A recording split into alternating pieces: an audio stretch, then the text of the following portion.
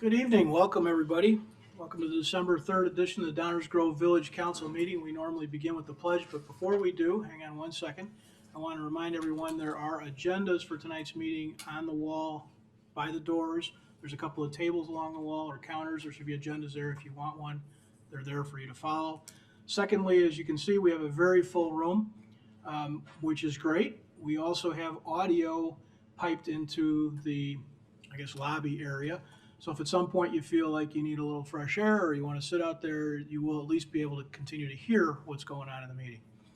So again, welcome everybody tonight. As is our tradition, we'll begin with the Pledge of Allegiance. I pledge allegiance to the flag of the United States of America and to the republic for which it stands, one nation, under God, indivisible, with liberty and justice for all.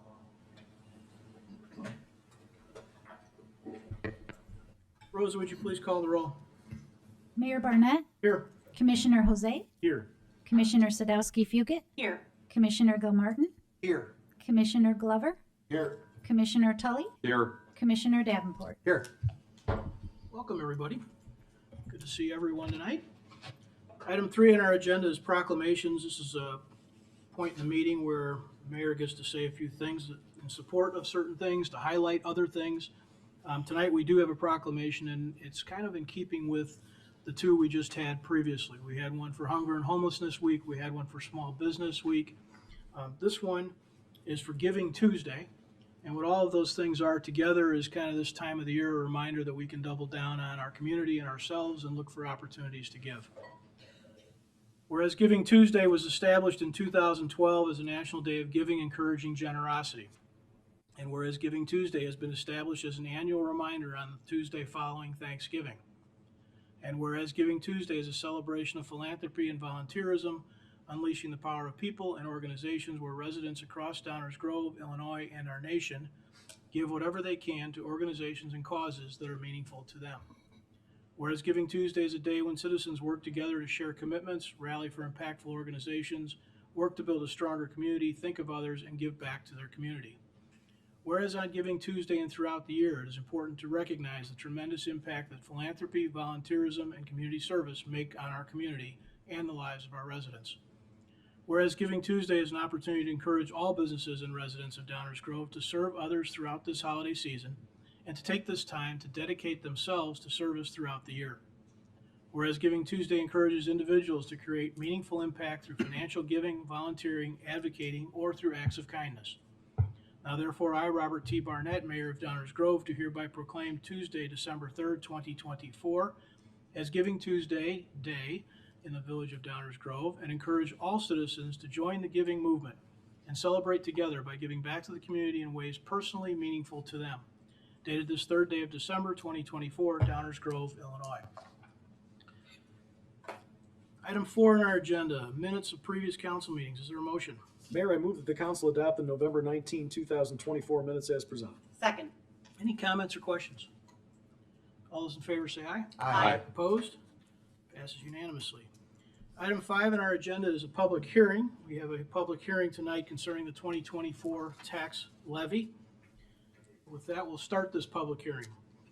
I'll call this public hearing to order. This public hearing has been called by the Village Council pursuant to the Illinois Truth in Taxation Law to consider the proposed 2024 tax levy of the Village of Downers Grove. Notice of this hearing was published in the Daily Herald on November 20th, 24, and a copy of the notice and the proof of publication have been presented and are made part of the official record of this hearing. I'd like to summarize the procedures we'll follow for tonight's hearing. I'll ask the village manager to summarize the proposed 2024 tax levies. I'll then ask if any member of the council wishes to make a statement or ask a question. There then will be an opportunity for members of the public to make statements, comments, or to submit written statements or comments for the record. I'll ask again if any member of the council wishes to make a statement or ask a question. Thereafter, the hearing will be adjourned. At this hearing, witnesses will not be sworn, and a verbatim written transcript of the statements or testimony given at the hearing will not be prepared. With that, Dave, what do you have for us? I have a presentation that may be shorter than your explanation of the rules, Mayor. It's pretty straightforward. If this slide looks familiar, it's because we've been presenting the same information in multiple budget meetings over the last several weeks. The total village property tax levy proposed after abatements, so net property tax levy, is 17.49 million, shown at the bottom left here on the table. This is an increase of just over $600,000 compared to last year.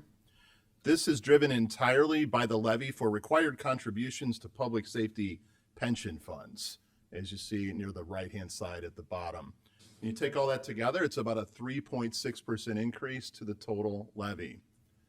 And that translates to, for a typical residential property, an increase of about $28 in a year, just over $28. What a typical residential property would pay to the village would be just shy of $820. And you're thinking, well, I pay a heck of a lot more than that in my tax bill. That is because the village is just one of the many taxing bodies on a tax bill. The village accounts for about 10% of the total tax bill. So again, this information has been presented a couple times, and of course, we're happy to answer any questions that the council may have. Thanks, Mayor. Thank you, Dave. Any questions or comments from the council? Questions or comments from the audience? And one more time with the council. Okay. Just as a comment from the center chair, for those that may be here for the first time or watching from home, this whole thing probably seemed a little bit weird. We have a process for budgeting, for determining tax levies. Some of that is a process that we engage in every year. Pieces of that are determined by the state and are largely procedural. This was one of those elements. As Dave mentioned in his comments, this subject's been discussed quite a few times here at the Village Council over the course of several months. So that's why there's no questions from anybody, and not surprised with that. So we'll consider this hearing adjourned and move on with the balance of the council meeting. This is item 6. This is the public comments portion of the meeting. We have quite a few new folks with us here tonight, so bear with me. We're going to read some guidelines and some rules for the public comments portion. There are several opportunities for public comment during our meetings. The first, titled Public Comments, which we're about to start, is for items not on tonight's agenda. There will be additional opportunities for public comment at each first reading and each active agenda item. Please remember, council meetings are not open debates. This is a council meeting that is open to the public. It is not a meeting of the public. When we seldom, if ever, cut people off, we do, however, expect that people respect the time limit and allow everyone here this evening, quite a few of us, an opportunity to speak. If you plan to speak, please keep the following in mind when you come to the podium. State your name for the record. Address your comments to me as the chair of the meeting. Keep comments to 5 minutes or less. Avoid repeating what others have already said. It's okay to say you agree with the previous speaker. In fact, you'll often hear council members doing the same. Please keep your comments to one visit to the podium per subject. And remember that comments are most effective when they focus on subjects within the scope of Downers Grove Village governance. Couple of agenda items before we get too much further. First thing is, if you have not seen the agenda tonight and you're here to talk about the future land use map, or what some people are referring to as Prince Pond, that is not on the agenda tonight.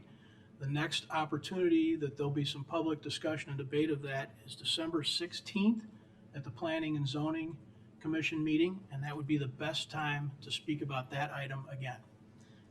Additionally, the last item on the active agenda tonight, the library referendum question, which I suspect is what most folks are here for, is still on the agenda, but it's going to be moved to first reading, so we will not be taking any action on that item tonight. When we get to that point, everyone will have a chance to speak. So with that, is there any public comments on items not on tonight's agenda?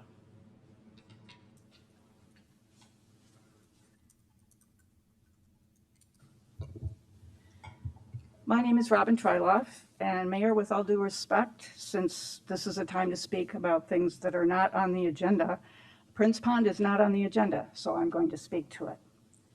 Following the November 19 council discussion regarding the inclusion of the northwest corner of Warren and Saratoga in the downtown transition district and the future land use map, staff and consultants were directed to compile options to amend the proposed map.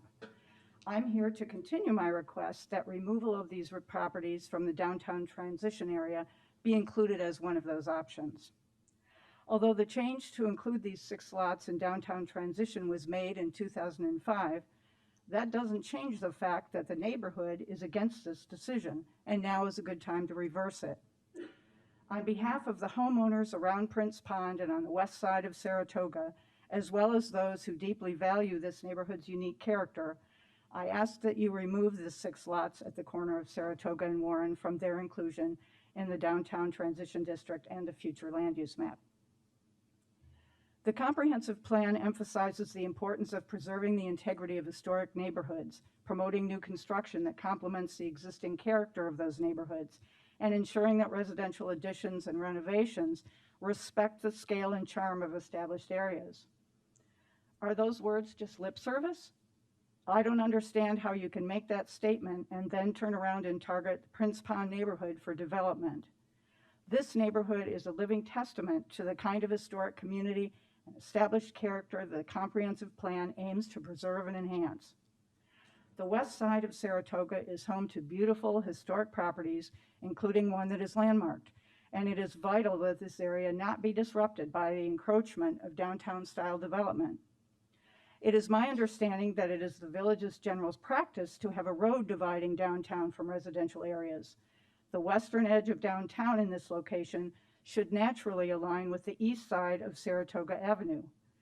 While I understand the village's desire to attract newcomers, where is the support for the homeowners who build and maintain our neighborhoods? These 6 lots sit at the southeast corner of Prince Pond, a cherished public park that is an integral part of this neighborhood and beyond. Skaters, walkers, runners, readers, caretakers, seniors, classrooms, and people who seek peaceful moments come from far and wide to fish, exercise, play, read, study, sit, and pause at the pond. Prince Pond is a community focal point that reaches far beyond its perimeter. It is actively used by residents year-round and holds great historical significance. This area has long been recognized for its historical value. In 1892, E.H. Prince developed this subdivision and created Prince Pond as a central feature. Recognizing its importance, the Downers Grove Park District and the Downers Grove Historical Society designated Prince Pond as an historic site in 2002. 2 of the homes next to these 6 lots are tied to local history.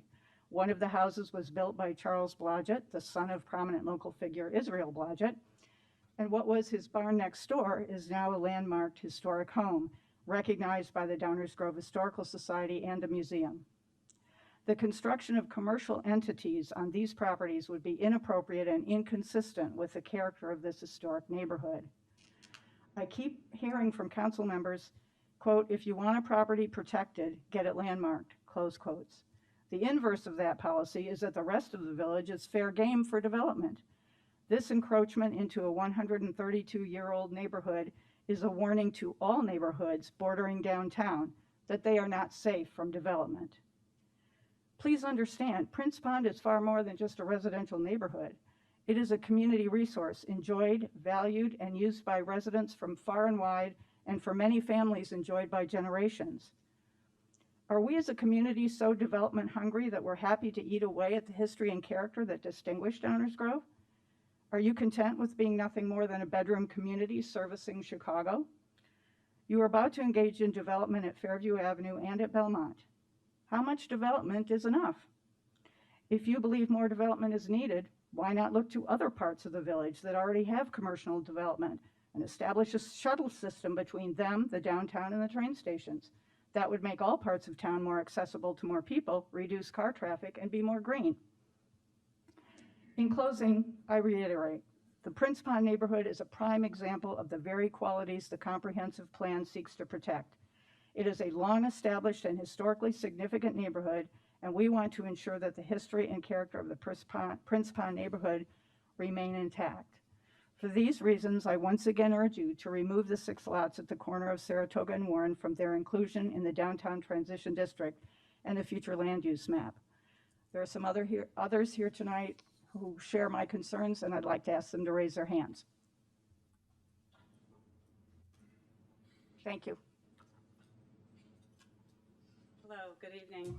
My name is Caroline Mangan. I want to start by saying I echo what Robin says. I'm not going to be as eloquent as her, But I also want to go back. I was here a year ago talking to you about our excessive goose problem. Many of you will laugh at that, but we had an overwhelming goose problem on the pond, and we all came together trying to figure this out. You were very receptive. Thanks to the park district, a sheep herding dog or a goose herding dog that we hired and some handheld lasers. I'm happy to report we solved our problem.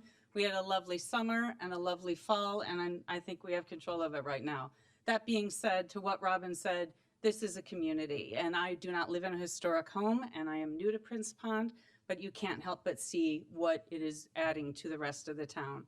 In addition to what Robin said, I have some additional concerns because if we're going into this area, looking to develop it further beyond single-family homes, at the corner of Linscott and Warren on the northwest corner, there are probably 4 rental homes there right now, I believe, owned by the same person, if I have my facts straight. My concern is if we start this project and we keep moving north, I don't know what that's going to look like, you know, so that would really affect the neighborhood and change how things look. So I encourage you to keep listening to us. And again, like I said, Robin was much more eloquent, but I echo everything she said. Thank you.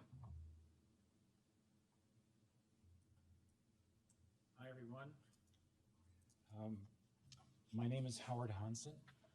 I've been a resident of Downers Grove since April of 1988. I live with my wife on Carpenter Street, a few houses south of the intersection of Maple Avenue and Carpenter. It's a great neighborhood. Love in Downers Grove. We raised our family and have loved it. So 2 years ago, my wife and I inherited our son's dog. And since we don't have a fenced-in backyard, we're walking the dog a lot. And I've come to this intersection of Maple and Carpenter probably more in the last 2 years than I had in the previous 35. It's a busy intersection. And I've been noticing, anecdotally, this is my own opinion, that stop signs are looked at, and I'm guilty of it too, as not coming to a full stop, but coming up to them, you slow down a little or a lot. You look around to see if there are any pedestrians or other cars, and if not, keep on rolling, okay?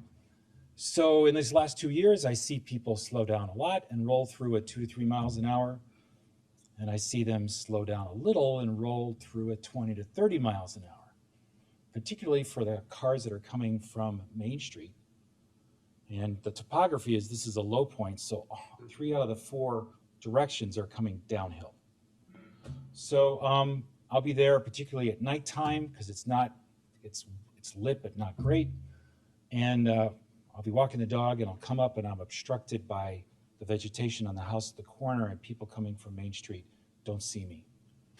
And it happens a lot. And sometimes it's in the middle of the day and people will be looking at me as I'm driving by at 20 to 30 miles an hour through the intersection. So I've come here to ask you 2 things. I gave you a little background. I'm asking you to consider, and please do, swap out the existing normal, stop signs that have the reflective material with the ones that you've already done at Forest and Prairie. So same stop sign, except on the exterior, instead of a reflective, you have very low intensity LED lights. And they're powered by the solar cell that sticks up above it and points towards the sun and provides the power and flashes those lights. My hope is that the people, particularly coming from Main Street that aren't familiar with the area, will see that flashing, particularly at nighttime, and slow down and stop. I don't want you to think that this is like that 70s movie, if you're old enough to remember, Death Race 2000. It's not what's happening here. If people see me, they will most of the time stop. Sometimes they don't. But it's just a problem. So make that change, if you would, on all 4 corners with those flashing LED lights. And the last one of a second request is direct the police department to park squad cars on a regular basis on the south of the on Carpenter Street. On the east side of the street, it's well hidden, not well lit. Keep the dash cam rolling and start writing tickets. Unfortunately, human behavior as it is, when it starts to hit your pocketbooks, it seems to have a better effect. So thank you for listening. Do you have any questions before I step down? No? I'd appreciate if you take care of this in 2025. Thank you very much.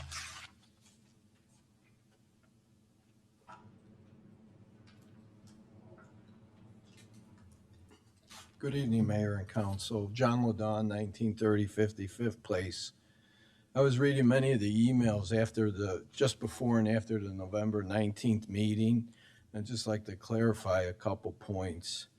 I was the one who distributed the flyers in and around the Prince Pond neighborhood before the 19th. I take responsibility for my actions. I always have and I always will. I did not try to misinform anybody. I did not try to mislead anybody. I did not try to lie to my neighbors. I've known these people for 35 and almost 40 years. I tried to give the information as most accurate as I had at the time. On November 12th, I confirmed that corner of Saratoga and Warren was still downtown transition. When you looked at the future land use, it was red. The same color red as Main and Maple, as Station Crossing, and the whole downtown area. This was the information presented on the website, and that's what we interpreted. So at 11:15, after a very high emotional evening on many fronts, I know emotions were running high, the statement was made that it's still downtown transition and it's not full-blown downtown. I don't know the acronym correctly. So I plan to continue to inform my neighbors with the most accurate information I have available to me when it comes in reference to this corner. I've owned that home for almost 40 years. It's even more important to remove the downtown transition from that corner when you look at what's happening at 750 Curtis. That area is also downtown transition. Now, I know it's closer to downtown, it's next to Village Hall, but being it's in downtown transition, it allows for much larger developments. So again, I'm asking the mayor and the council to direct staff and direct consultant to remove that corner from downtown transition and or full-blown downtown, move it back to Saratoga east and south of Warren, and then that corner will match everything from Saratoga all the way to Belmont and from Warren all the way to Ogden. The corners are 5, which does allow for duplexes. I get that. You could build 3 2-flat duplexes on that corner, which is a lot less than 24 townhomes and whatever else could be allowed in a downtown transition. So I'm going to continue to work with my neighbors, and hopefully we can get the downtown transition off that corner and back across Saratoga and Warren. Thank you for your time.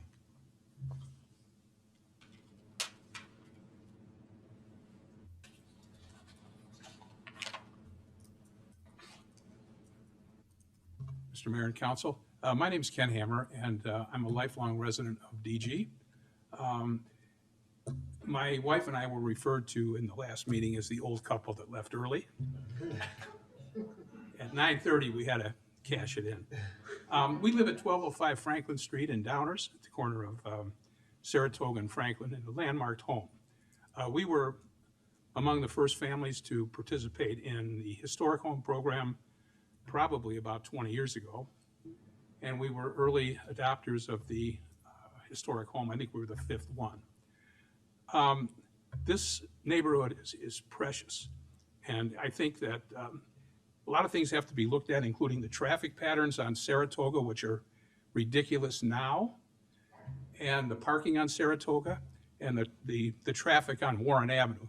25-mile-an-hour speed limit, people are going 45 and 50 down Warren Avenue. And if there's any kind of development down there, where's everybody going to park?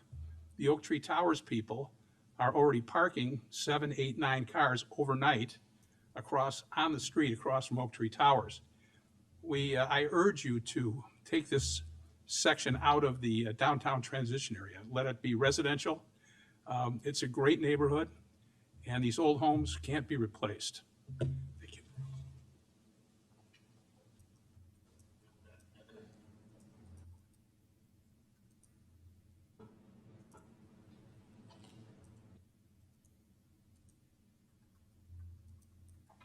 Hi, my name is Clorna Greco. I've been a business owner in Downers Grove and working here for 39 years. I also own commercial real estate. My concern, as always I state, is parking, okay? If you look at the parking lot that you have out here, it is pretty well full, and I don't think we have 90 cars or 98 cars that the new apartment complex is asking for forgiveness on parking because they don't want to comply with our parking laws. We have a parking issue here, and I understand development. As a business owner, I would like more customers in my business all the time. But we're losing the charm of the reason why everyone loved downtown Downers Grove and moved here and have been here for a long time. It's turning into, in my opinion, a concrete jungle. And if people want to live downtown, they would have bought downtown. They would have invested the majority of their money into their homes. You can't be taking away the charm of such a great downtown area. We used to win awards all the time, the most friendliest town, the most versatile downtown. I don't see that happening anymore. I just think that we need to take a pause. I know where it's like, where do we want to be in 30 years? What do we want downtown to look like in 30 years? Well, I don't want it to look like cement. You're letting these apartment complexes build to within an inch of the next property line. Where's the green space? Look at all the other towns. We have to pay a stormwater tax for rainwater because we don't have it. These new properties that go up, change the zoning. Tell them they have to have some green space. This is ridiculous. We have to do something. As I suggested before, if you're thinking of removing parking on Main Street or on Curtis or anything to accommodate for more outdoor dining, let's do a trial run. Let's barricade, put the blockades up, spring, summer, winter, and fall for a year. And when people cannot park, when it's 15 below and they're like, not going to eat downtown, when it's snowing, when it's raining, not going to eat downtown because I don't want to be walking 15 minutes in this freezing cold weather, then maybe the other people will get on board with only doing the temporary outdoor dining in the summertime and get this out of their head that they need to make more concrete on our main streets and take away from parking that are going to hurt the other businesses. So I really think that this is something that you should consider. Do it for 1 year, do a trial run, and if the business owners start going, hey, everybody's complaining, why are we not allowed to park on the street? Before we invest that money, and yes, it is going to be a lot of money because what's going to happen is that there's not going to be any parking on the street, and then we're going to have to build a parking complex. And we already got a bid in 2019, and it was over $200 million for only a 2-story parking complex over by the library. So it will cost us a lot of money. I'd rather do something temporary to see if this is what we really want and not ruin our downtown any further. Thank you.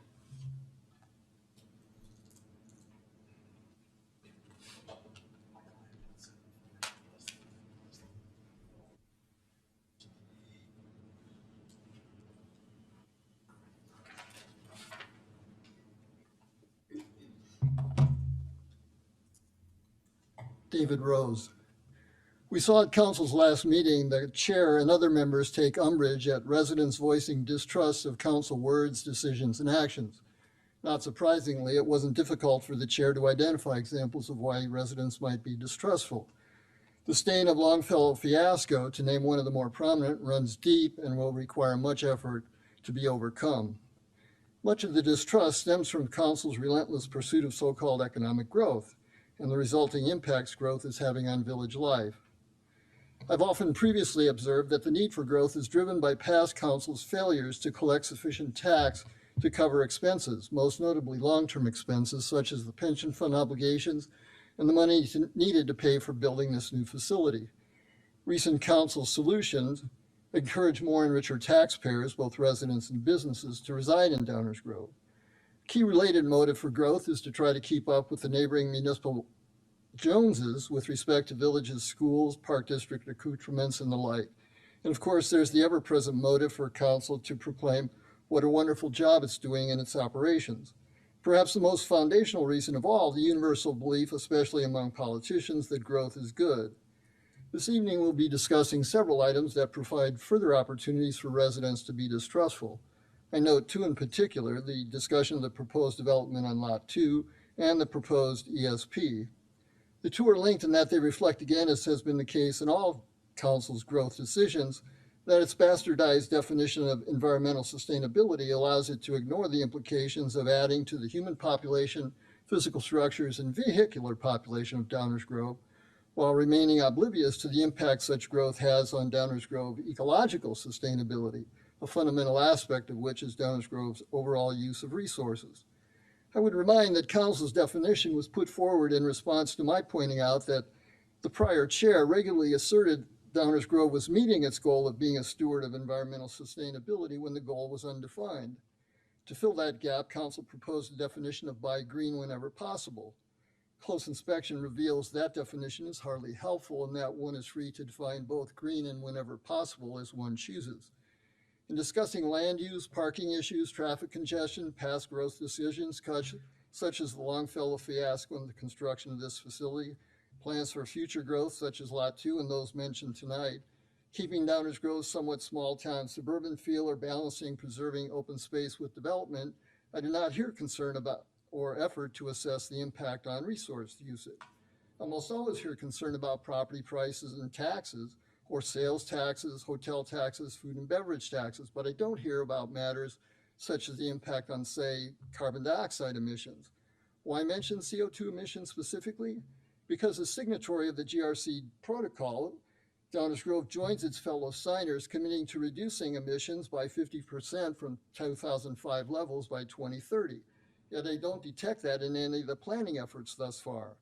Perhaps it's just as well, since we now have decades of history suggesting CO2 emissions is a useless metric, almost inherently so because no one knows their individual CO2 emissions, to say nothing of structural emissions.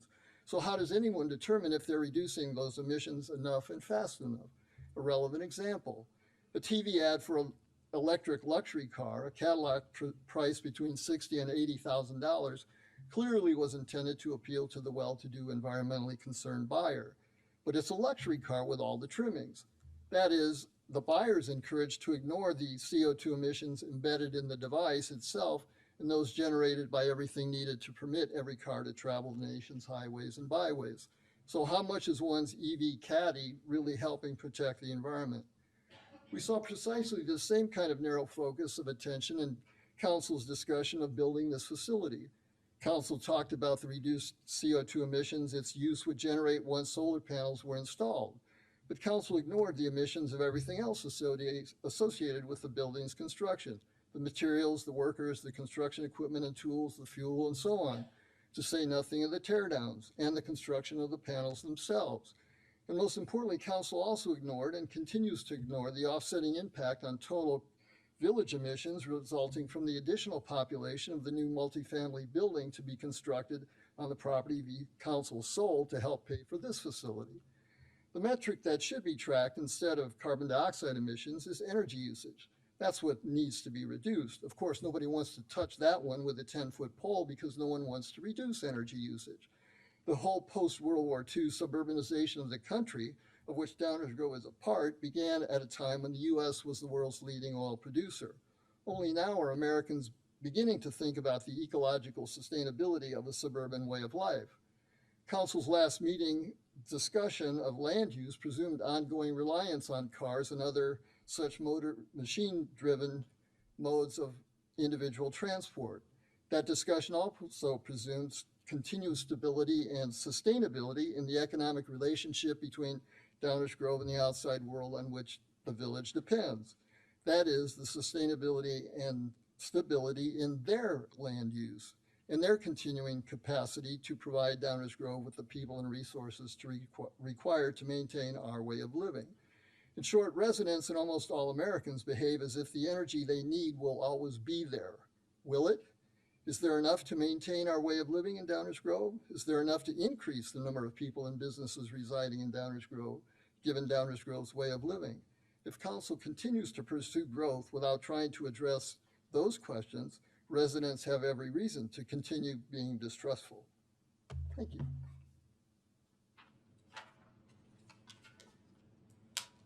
Anyone else? Subjects not on tonight's agenda. Okay, we will continue then.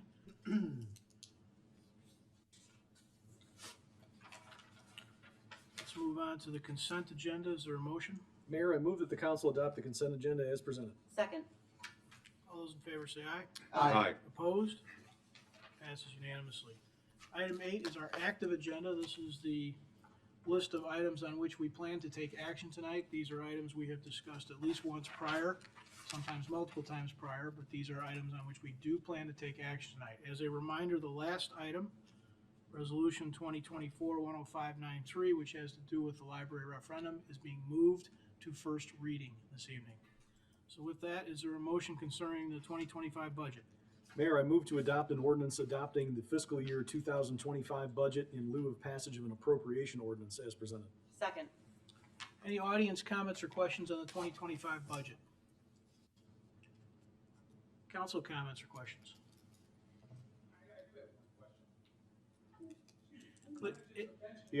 Please come up. Hang on one second. All right. Give me 1 second. Just as a reminder, we have a lot of folks who haven't been here before.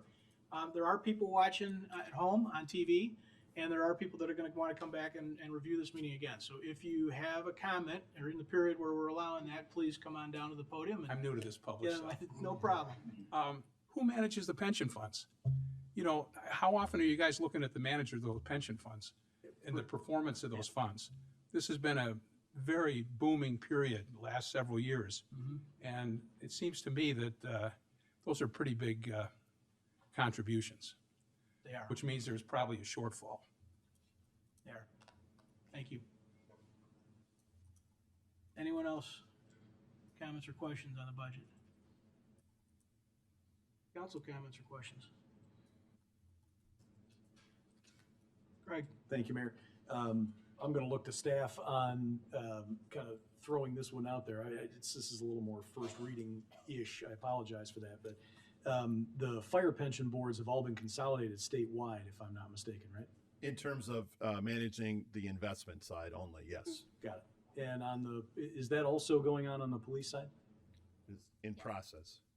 Good. So there's a little bit of an answer for you there.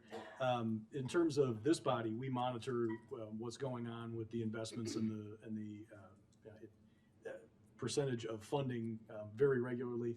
The boards all have their own actuaries that determine mortality tables, things like that. All of that plays into the funding level of each of the pension funds.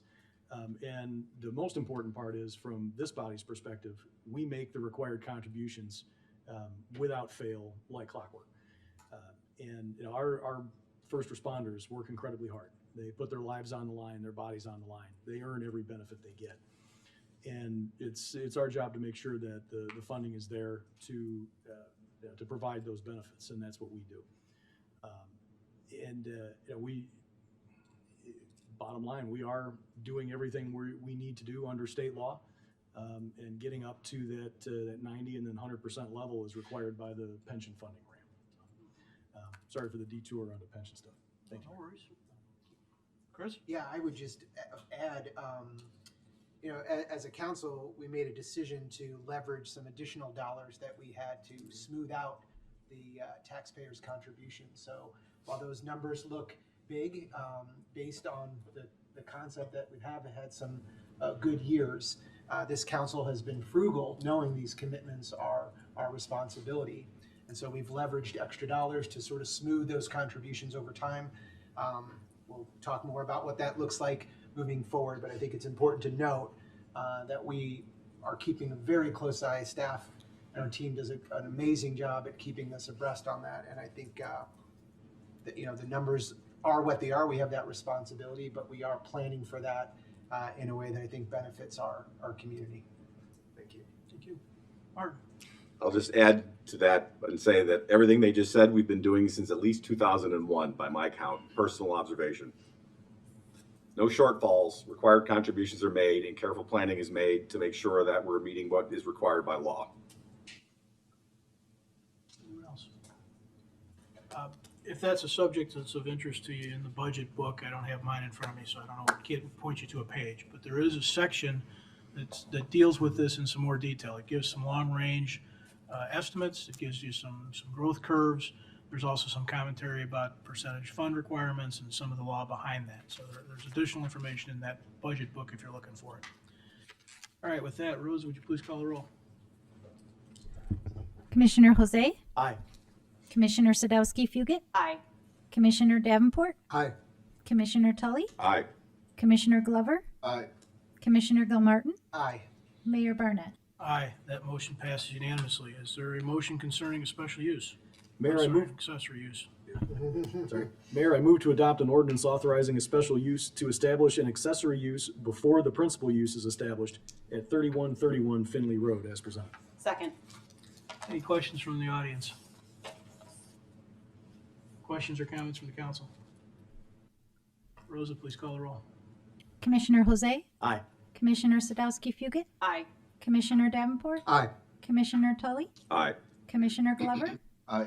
Commissioner Gilmartin? Aye. Mayor Barnett? Aye, that too passes unanimously. Is there a motion concerning a vacation? Mayor, I move to adopt an ordinance vacating a certain portion of public right-of-way in the village of Downers Grove, alley to the north of 814 to 818 Ogden Avenue as presented. Second. Any audience comments or questions on this item?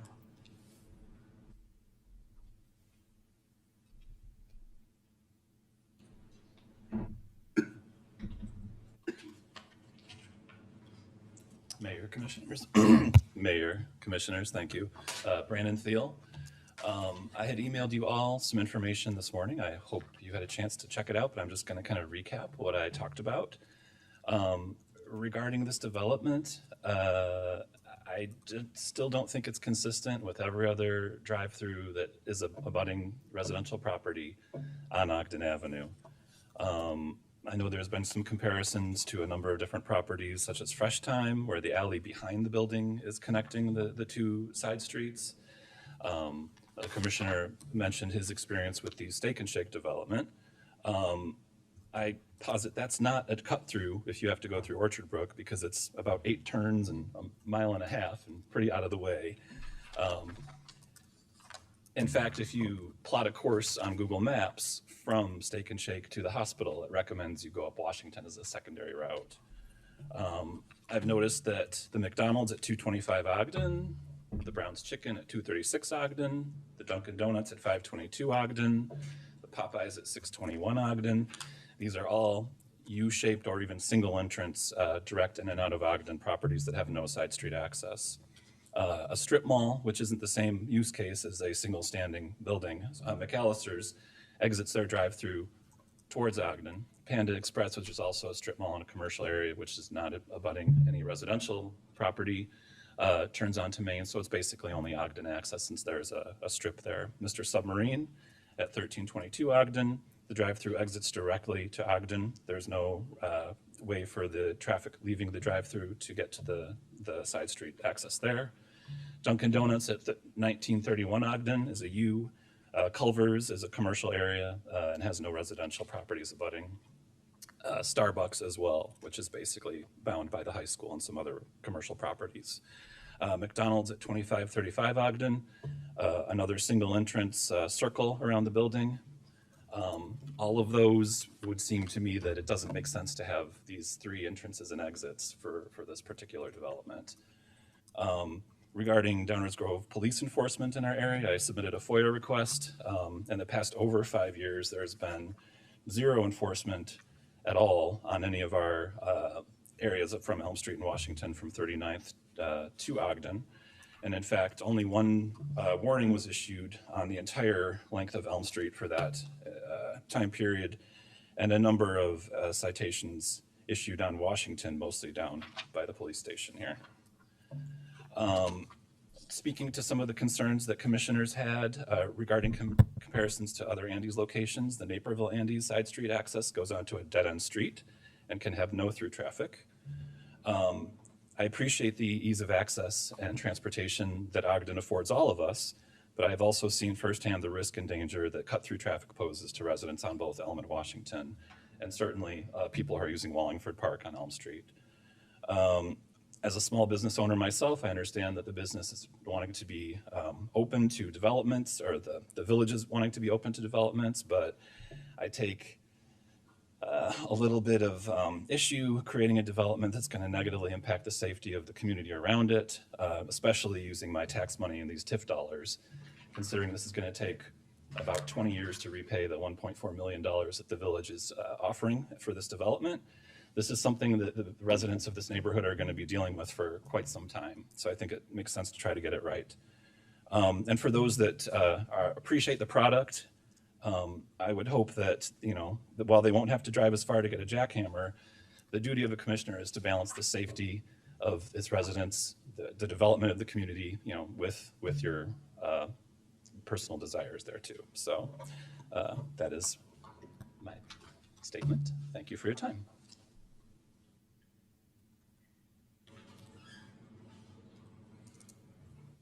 Rob Bro, I'm a resident on Washington Street. I've been here before. I'm going to keep this very short. Last time we were here, we asked for two things: plans with options and traffic study for Naperville. We still have no clue what the numbers are from Naperville. The petitioner keeps jamming this Burbank traffic study down our throats. Personally, I think it's because Naperville has a much higher traffic pattern than the Burbank one. So, very simply, we still haven't been given what we asked at the last meeting. Thank you.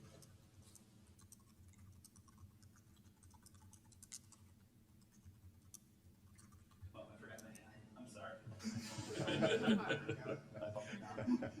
sorry.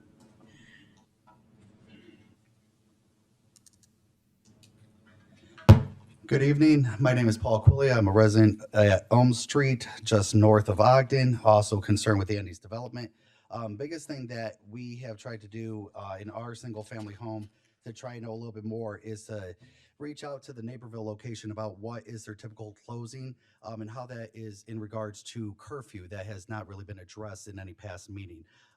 The Andes partnerships have basically stated that they would have a majority of underage or under 18 employment. So basically you're looking at 16 to 18-year-olds being about 2/3 of the employment factor. And the typical closing on a slow night is about a half hour, and any sort of a busy night takes about 1 hour to close. They have proposed that the closing hours are butting right up against the town curfew. Additionally, one thing that has been noted from the Naperville location is that it is very much a hangout spot long after the closing hours are, since it is an outdoor location. It kind of breeds that. It allows people to stay after the doors have technically closed, to the point to where they have had more than, on common occasion, have the patrons stay after the workers' long leave, to the point to where Naperville does an ordinance to where they basically wait until the lights go out of the Andes location. And at that point, then any public enforcement can then be done for anybody that is still lingering at the location. But until that point, it's kind of, open and free for them to do so. So that is going to breed the same factors here in Downers Grove and kind of promote that for these, residents that could be young and old. And with that said, it brings once again up the curfew as a great concern when you have the majority of the employment being 18 and under. And once again, you'll have their friends and others that want to stay and stick around. And then you have a bunch of people breaking curfew. Additionally, looking at comparison locations that are throughout the town, from Eiffel Waffle to Every Day's a Sunday, Oberweis, Culver's, and Steak and Shake. All of them close at hours that accommodate being home before curfew. So I would just ask that as the development goes in further, that curfew is highly considered into the proposal of what the hours will eventually be. Thank you.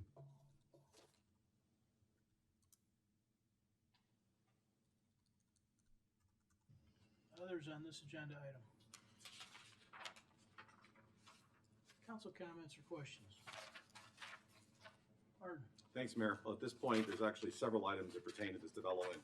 This particular item is, and I realize the comments are applicable to items yet to be called for this council to act upon, but this item is simply a request to vacate a certain portion of a public right-of-way in the village of Downers Grove. It's an alley. The request is consistent with our vacation policy and also is in support of an economic development project that the village has collaborated with the developer on to utilize funds from the Ogden Avenue TIF in order to achieve goals that have long been the objective of the community. So with respect to the alley vacation, I think it makes perfect sense. Thank you, Mayor.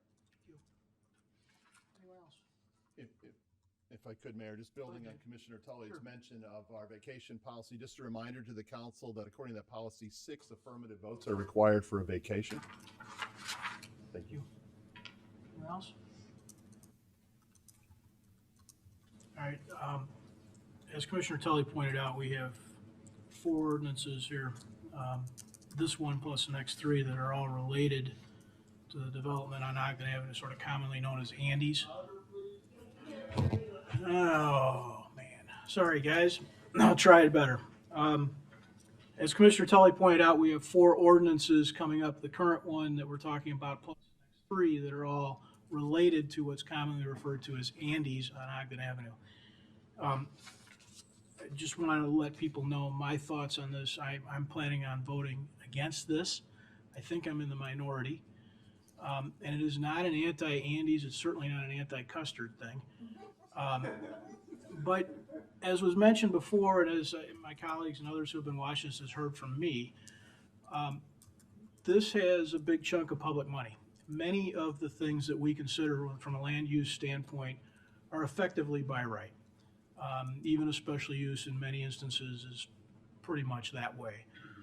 But this is a little different because we're putting $1.5 million almost public dollars in it. And I would have liked to have seen more accommodation for some of the concerns as it relates to traffic. That's probably not the majority opinion sitting up here right now, but that happens too. We don't always agree on everything.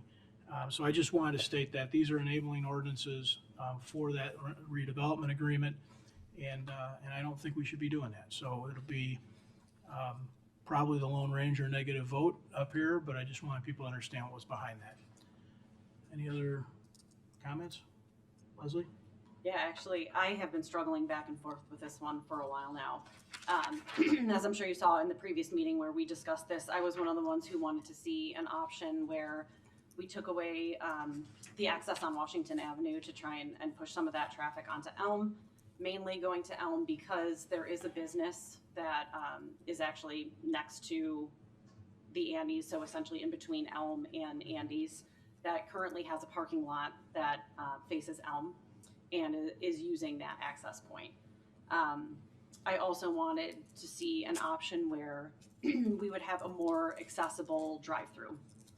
And we got a little bit of that to where, you know, we made the very sharp U-turn to get back out onto Ogden Avenue from the drive-through a little less sharp, but that was all we were given. And I have been going back and forth about this in my head, and I have to concur with Mayor Barnett that I am uncomfortable giving $1.5 million to a project where they're not interested in providing any potential opportunities for what we asked for. I do want to point out that I know that there's a difference between the developers who own the property, as well as the Andes management.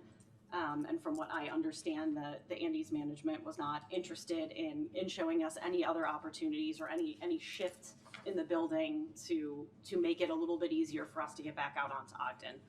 And so this has been on my mind and a last minute decision for me, but I am uncomfortable using our taxpayer dollars and TIF funds on a project in which we can't get additional options that we have asked for over the past couple of months up here. Thank you, Mayor. Greg, please. Thank you, Mayor. I planned on talking when we got to the rezoning, but it sounds like the time to speak is now. For my part, and I haven't had a chance to actually talk about this in public yet. I missed the first reading. I have very few concerns with regard to this. Would I make changes to it in an ideal world? Yeah, I probably would. But I think what we've got here in front of us is a very good project. And actually, when it comes to traffic and controlling its flow into other portions where we might not want to see it, this goes significantly farther than many other projects. And I'll just mention the corner of Vennard and Ogden, since it was brought up earlier with Mr. Submarine. I'm actually looking at the Google Maps photo. You can turn, if you're going north on Vennard from Ogden, you can turn off of Vennard into the car wash that's there, and you can turn in and out of the Mr. Submarine. So that the statement earlier is not quite right. We did obtain these concessions from the developer. Blocking the turn onto Washington and then discouraging the turn onto Elm. That's farther than most developments go. Most often it's simply a sign, as I'm fairly certain is the case leaving the Fresh Time development. So for my part, I would be willing to vote for this. But under the circumstances, Mayor, I'm going to make a motion that we table active agenda items C, D, E, and F. And if I'm out of order making the omnibus motion, I'll do it individually if necessary. But that's ordinances 2024-10477, 10475, 10476, and 10483. I'll second that. Just point of order, is a question of a date certain or a date uncertain? Which way Staff would recommend a date uncertain. I'll leave it open-ended. Uncertain it is. Date uncertain, okay. All right, Rosie, you want to call a roll on a motion table? Commissioner Jose? Aye. Commissioner Sadowski-Fugit? Aye. Commissioner Davenport? Nay. Commissioner Tully? Aye. Commissioner Glover? Nay. Commissioner Gilmartin? Aye. Mayor Barnett? Aye. That passes 5-2. These are tabled to a date uncertain. And we will undoubtedly be continuing to discuss this. Another point of order, Mayor, since you didn't call for discussion before we had the call for the vote on the motion table, I just wanted to have an opportunity to explain my vote, and I suspect others, is that without the vacation, which is an integral part of the entire package, it doesn't make any sense to vote on the rest of them. So tabling is the appropriate thing to do. Point of information. I agree with everything Commissioner Tully just said, except for the need to debate the motion to table, which is not debated. Fair enough. That's why I called it. Thank you. That's why I asked for an opportunity to say something. But most of the time, we kind of like each other, so we'll try and talk it through. All Try to right. be transparent.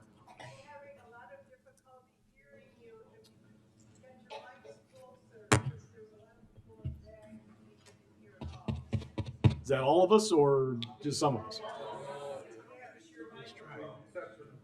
Hey, I'm just trying to be clear. I can say, if you can't hear me, then something seriously is wrong. All right. Yeah, right. Before, we will all try and, myself included, we will all try and speak up and reach ourselves and broadcast in these microphones a little better. Thank you for telling us that. Next up on our agenda, item G, is there a motion concerning video gaming regulations? Mayor, I move to adopt an ordinance repealing ordinance number 6003, establishing video gaming regulations as presented. Second. Any audience comments or questions on this item? Council comments or questions? Martin? Thank you, Mayor. Can everyone hear me? All right, perfect. I suspect this is going to work exactly the way it's supposed to. And I actually wanted to compliment my colleagues for all 7 of us working together to come up with an approach to what was a very controversial issue, and came up with a collaborative solution that was able to get the support of the full council at the time to identify what this would look like for the community, and then get the input necessary for it. We got the input. I don't think there's any question of what that input said, and I'm happy that we're acting on it very promptly. So that's all I have to say, Mayor. Anyone else? Ditto. Rosa, please call the roll. Commissioner Jose? Aye. Commissioner Sadowski-Fugit? Aye. Commissioner Davenport? Aye. Commissioner Tully? Aye. Commissioner Glover? Aye. Commissioner Gilmartin? Aye. Mayor Barnett? Aye, that passes unanimously. Okay, here is where, as a reminder, we have a change to our agenda that we're kind of calling on the fly here. This next item, which was a resolution to initiate submission of a public question to solicit resident input regarding the Downers Grove Public Library, is moved off the active agenda to the first reading. That means we are going to take comment on it. There may be some council discussion, but there will be no action tonight. I'm guessing that most of the folks here want to talk about this subject. So a couple of things to try and keep that process moving. First of all, as was mentioned before, you don't have to say the same things. If you want to, we will let you speak, but when the 87th person says it, it's not any different than the 85th. Secondly, if we all want to speak, we do have to try, I'm asking people to try and keep to that 5 minutes, because I think probably most of the folks in here want to have their say, and we want to have that happen. But you can do the math. Number of people in the room times 5 minutes, right?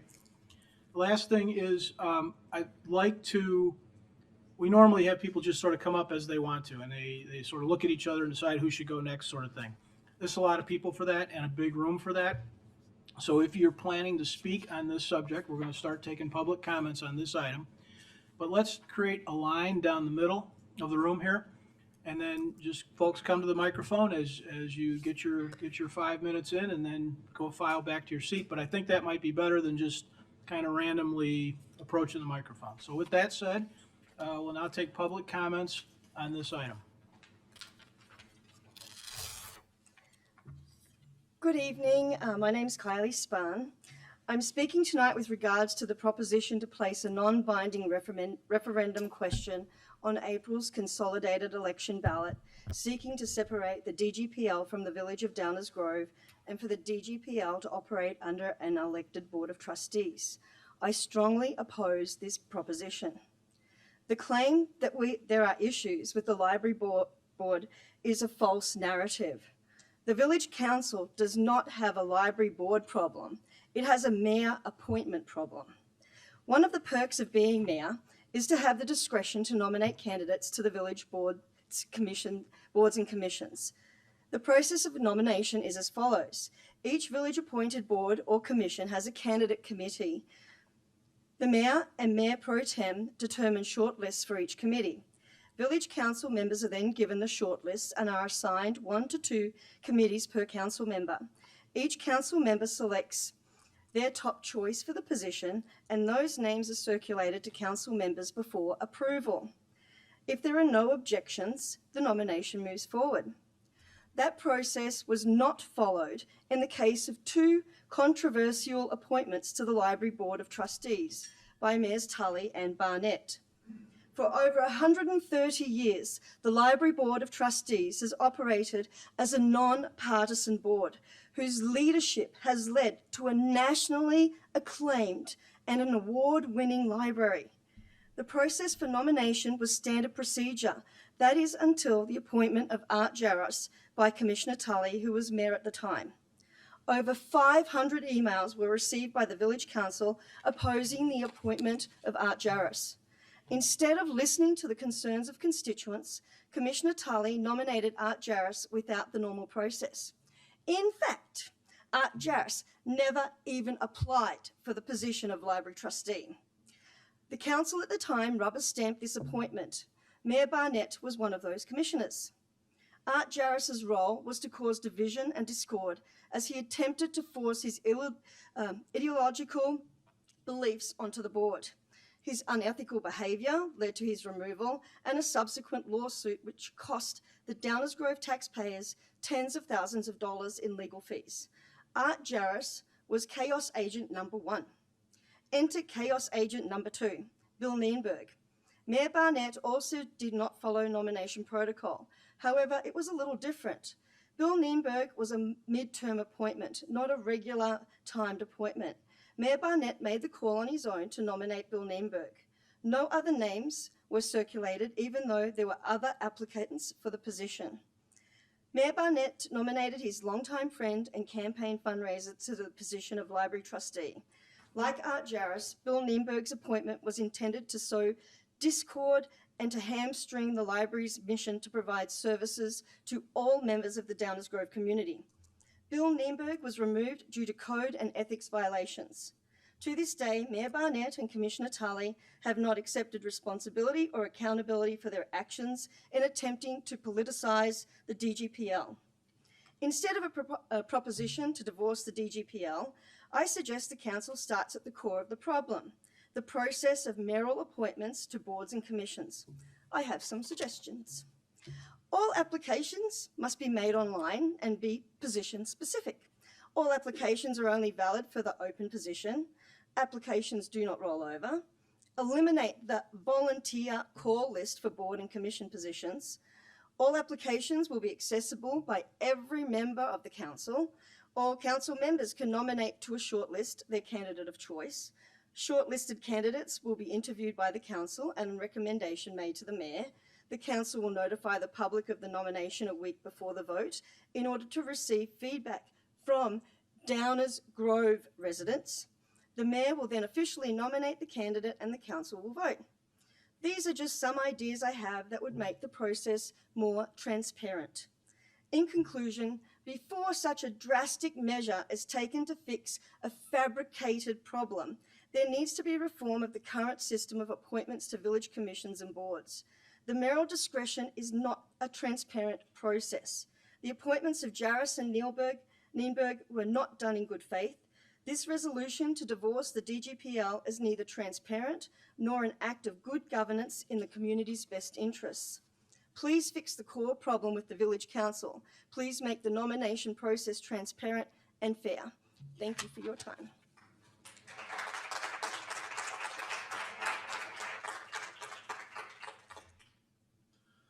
Hello, my name is Elliot Spiegel.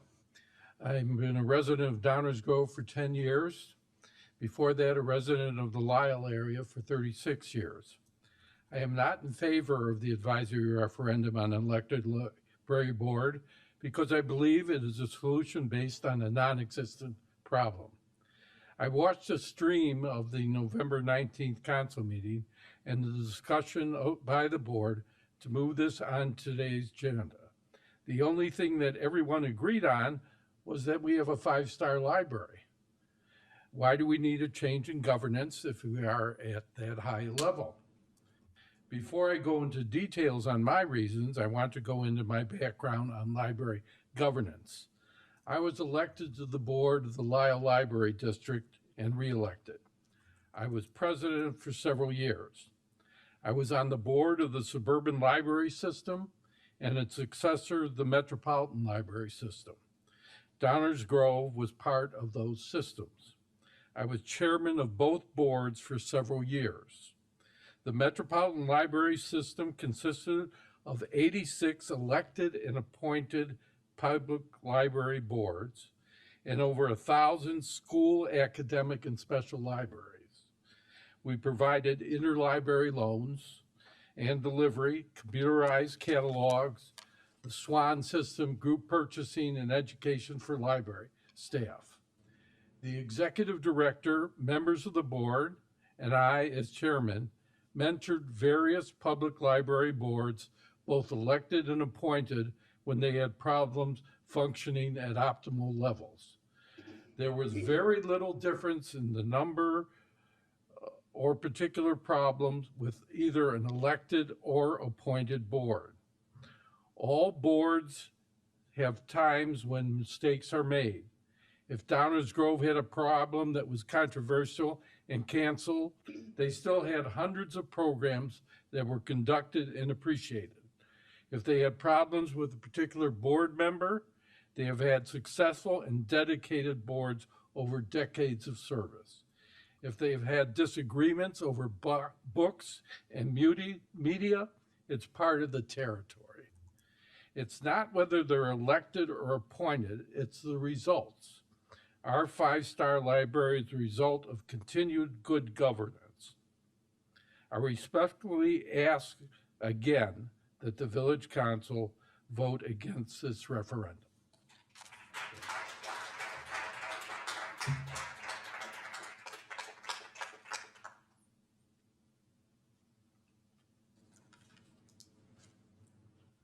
Hello, Gloria Walsh, Rock resident of Downers Grove for the last 31 years.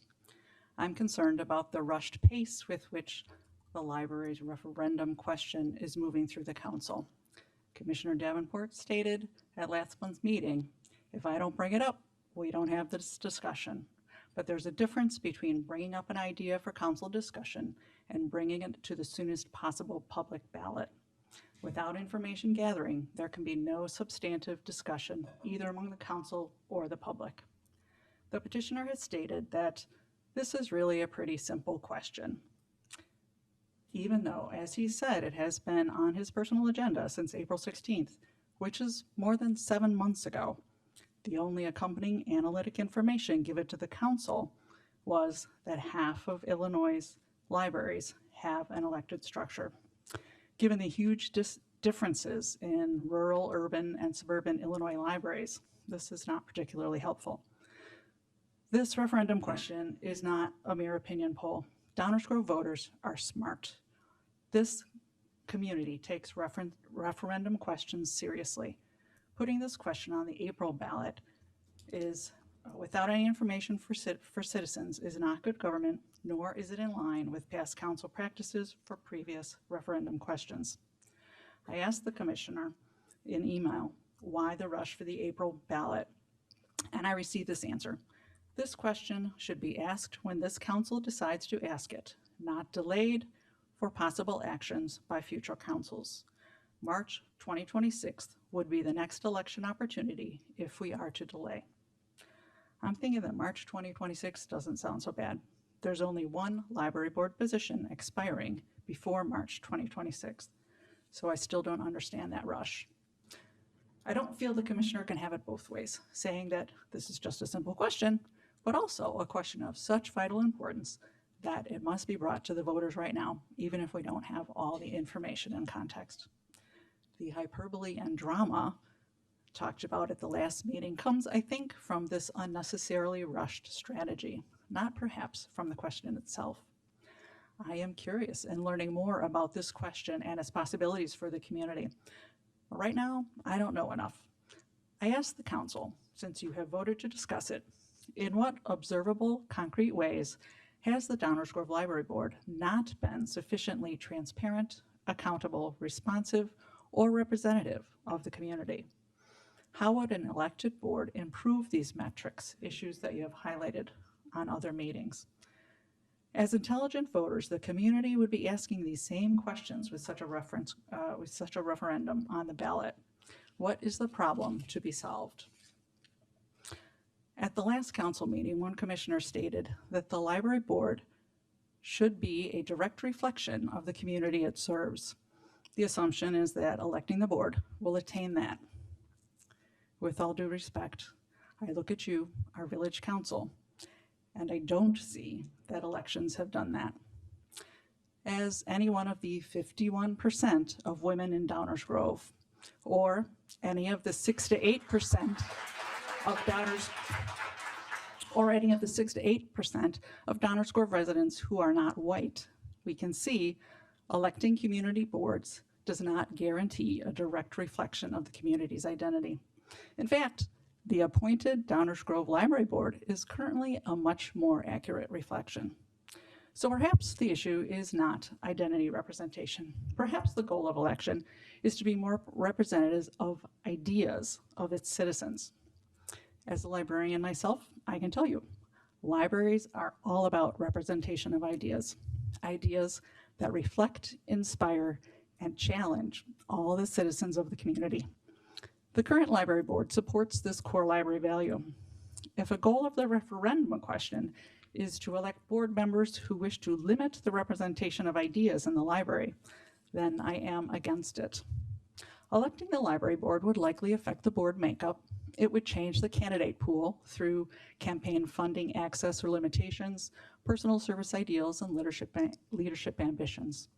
Elections may or may not lead to a board reflective of the community's population. Other implications for library services and village management should also be considered. I believe this question could be explored, but not by a village council referendum question rushed through without context. I ask that the council not move forward with this referendum measure, but rather that you work with our award-winning library and give them the respect to move this request into the library's own future fiscal priorities so they can adequately plan and budget for open, informed, and robust discussions with the community regarding the future of the library board. Thank you.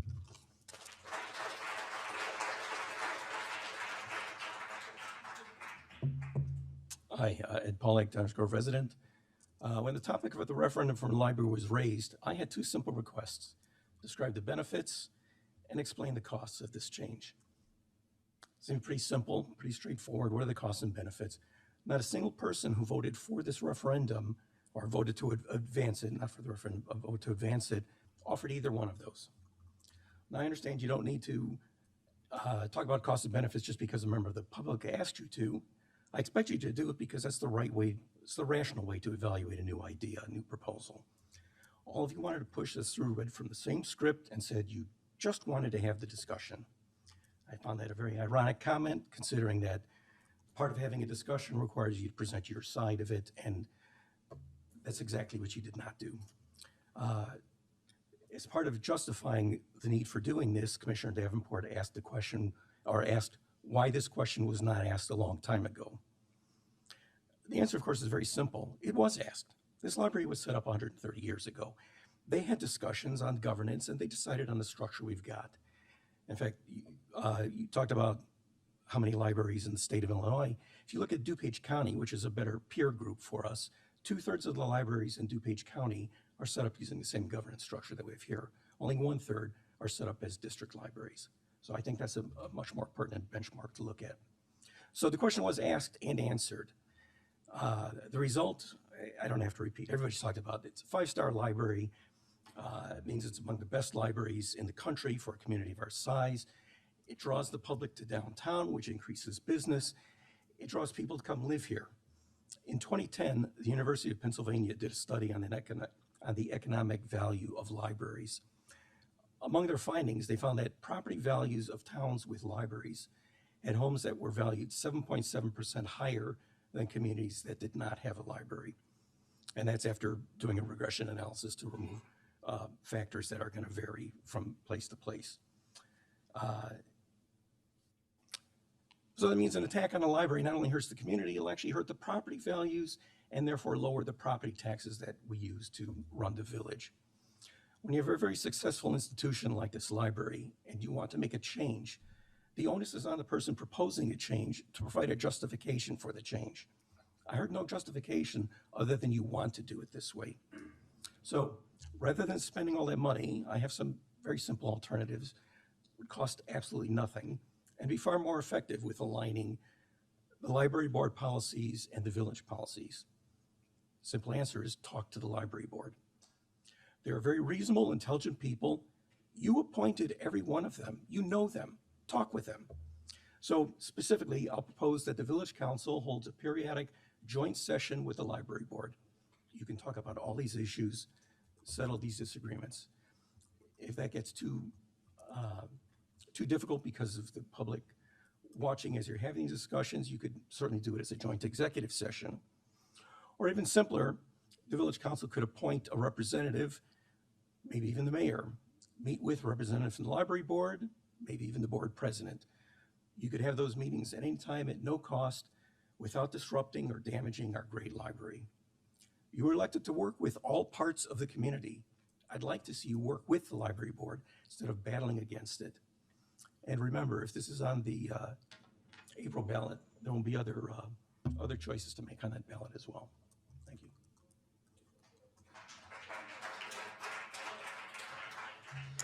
I'm Amanda Recupito, and tonight I'm speaking on behalf of the Downers Grove Public Library Foundation.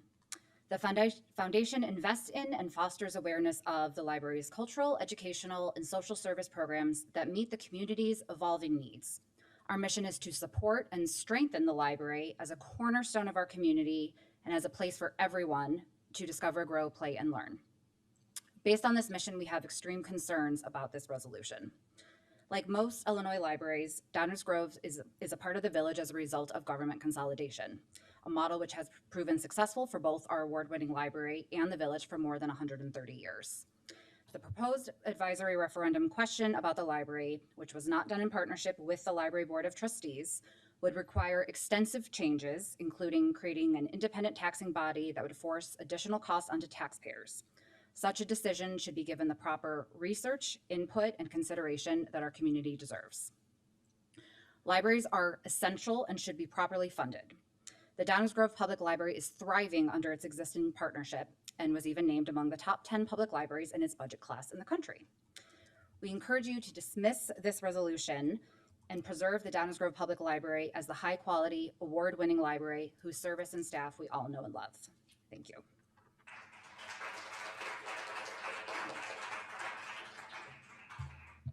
Hi there, I'm Laura Kamodolsky. I've lived here since 2007, and I urge you, especially Commissioner Davenport, who I know values education, not to move this referendum proposal forward, because I just think it's not right for Downers Grove for many reasons. A lot of you talked about that at the last meeting. I heard great reasons to consider this more carefully, to give it the proper due, and educating the voters and really assessing all the changes this would meet if we do this. All I heard really as to why we should do this was, I want to explore this, and this is the way to raise it.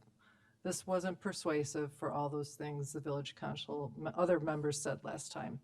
The costs, the tax, probably the new taxes we'd have to have here in Downers Grove because of maybe tax caps and all those services the library gets under the village.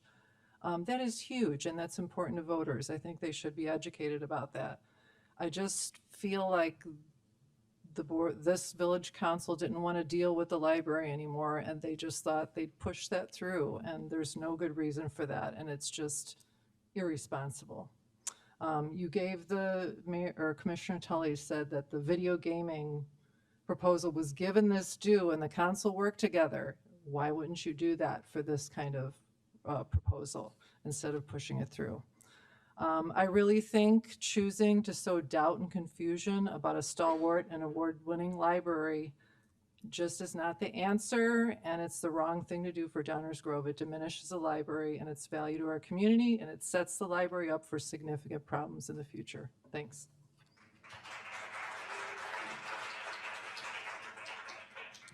Mayor, Commissioners, my name is Paul Drabick. I'm a Downers Grove resident. First, I want to commend the Village Council for bringing up this referendum and suggesting that the people can have a voice in managing the institutions that they pay taxes into. Recently, I was watching a Village Council meeting, and one of the former library board members spoke, and she commented that the library board should be a place of diversity of thought. And I agree with that sentiment, but I found it ironic considering she was one of the board members who decided to vote out the lone dissenting voice in the library board. And that was brought to the Village Council, and the Village Council decided to permanently censor the only diversity of thought on the library board. Shortly thereafter, the library director was found to have violated the Illinois Library Records Act through FOIA by divulging all the identities of all the Downers Grove library card holders. This was confirmed through other FOIAs to surrounding libraries, the law firms that represent those libraries, and the Attorney General, the State of Illinois Attorney General's office. And so when the village decided to remove that board member, they cited no statute violation, no even rule violation of the library, but just removed him via fiat. And when the library board was notified of the Illinois records statute violation by the library director, nothing was done. So you have a clear two-tier system of justice here, where violations were made and no accountability, and no violations were made and he was removed for the crime of disagreeableness. On this question of the concern about cost increase, I'm a bit confused. The library is the only unit of government with over 1% tax levy authority that is not held accountable to elected representatives. So I'm a little confused, because I think if they're not accountable to the village board or anybody at the library, then they're free to do whatever they want with the budget, and there's no transparency or scrutiny on the budget. At least with the taxpayer voting in the library board, they can demand transparency, accountability, scrutiny on that library budget. Coincidentally, this is one of the points of disagreement between the lone dissenting voice library board member and the rest of the library board. So I'm just not understanding this concern. I don't know that there's any proof that there'll be increased costs. I mean, perhaps the voter will demand that spending will be cut by the library if they're able to vote those people in. And I think that it's important for the taxpayer to be more involved, the more localized the government is. That's a community building thing, right? And furthermore, it's proven that it's a mitigation against corruption, fraud, and abuse. I mean, the question here is, do we want a managerial class?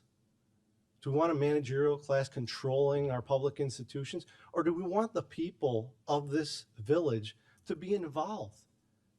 Do we want the people to hold the people who run these institutions accountable? I think that's fair. I trust the people of this community to do that.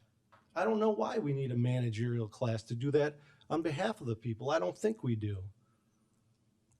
I'm an Iraq combat veteran, and every year on Veterans Day, I speak to high school kids.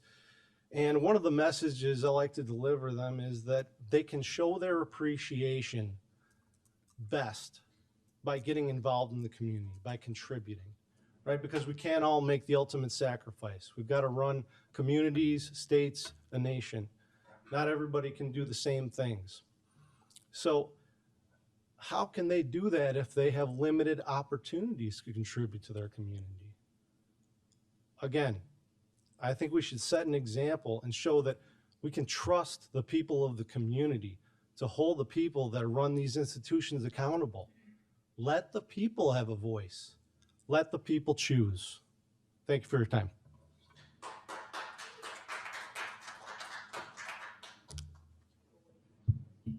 Thank you.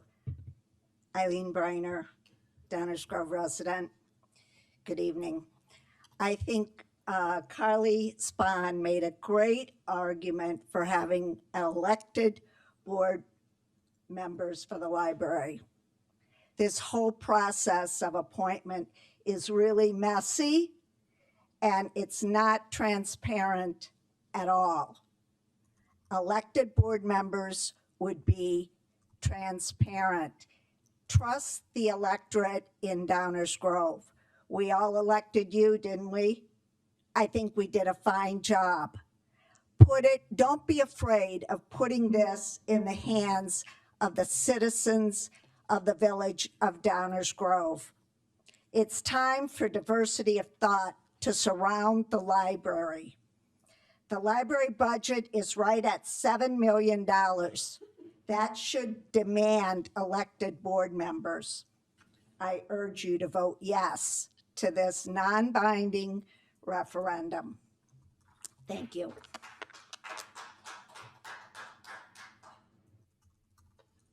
Hi, Carol Graysick.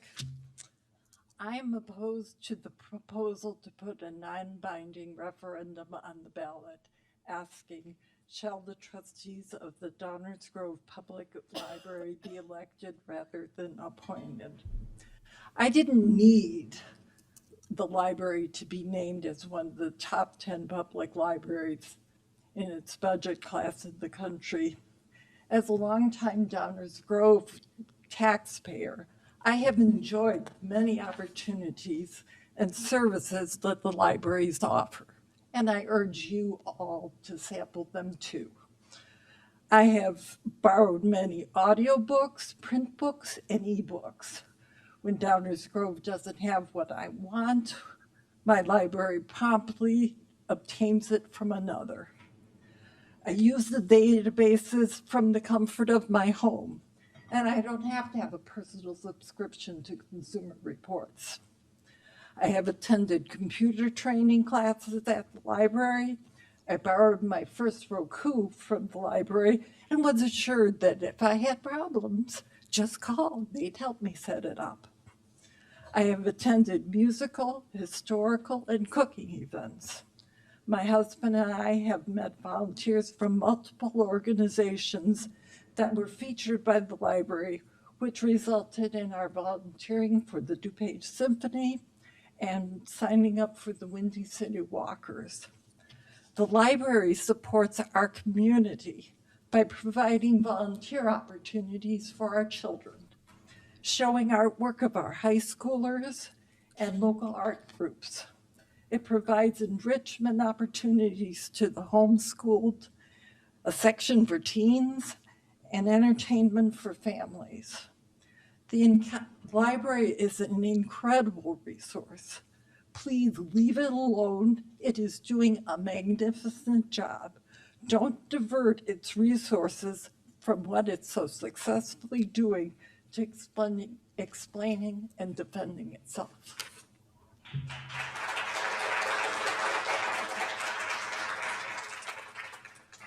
Good evening. My name is Jorge More. I've been a resident of Downers Grove for the last 50 years. I've been using the library for all of those years. And I think, as you have heard here, that it's a wonderful institution. So I'm wondering why at least some of the commissioners do not want to mess around with the governance of that institution. I've read the minutes of the last meeting, and I was impressed by at least 3 commissioners, Commissioner Glover, Sadowski Fugit, and Jose, all gave what, in my view, were valid reasons for not going ahead with this referendum.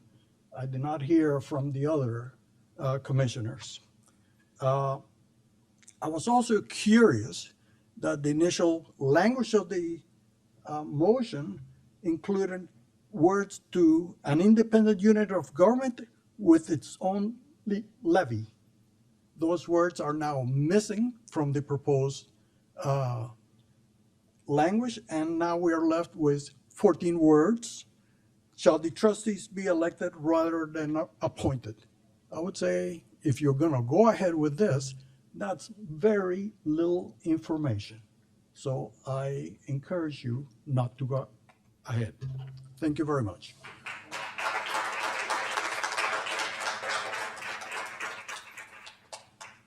Good evening. My name is Hillary Dank.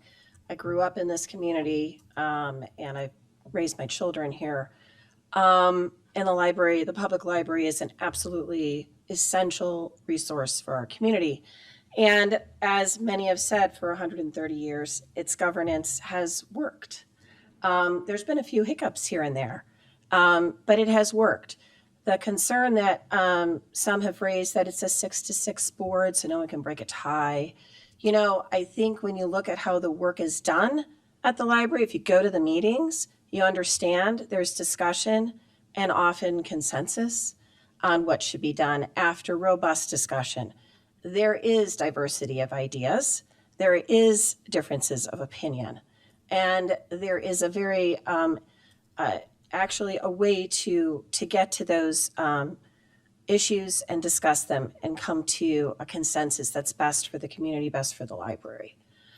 The other issue raised is, well, you know, those community organizations out there will educate everybody before this vote, okay? The library is going to be the one expending unnecessary resources and time and effort trying to educate people on this vote. And in my mind, that's an irresponsible action taken by this village council to put that burden on this board and on this organization by putting a non-binding question. So what's the point if it's non-binding? What is the point of even doing it this way? If you want to truly explore different ways of governing, don't put one question that asks about an elected board when there's actually several different ways to manage and govern a library. If you look at the Illinois Library Code, right? This is getting at one very small piece of one way of governing. And it's to feed an issue that was raised a couple times at a couple library board meetings by a couple people who have a political agenda. And that political agenda will get utilized in our municipal election in a way that is not negatively going to impact our community. And I don't think that was the intended consequence, of course, of this idea, but there's going to be a lot of money spent and a lot of time spent on this issue that doesn't need to happen. It just doesn't have to happen this way. So I ask you to please reconsider. The four that have said they think this is a good idea, please reconsider your position. Thank you.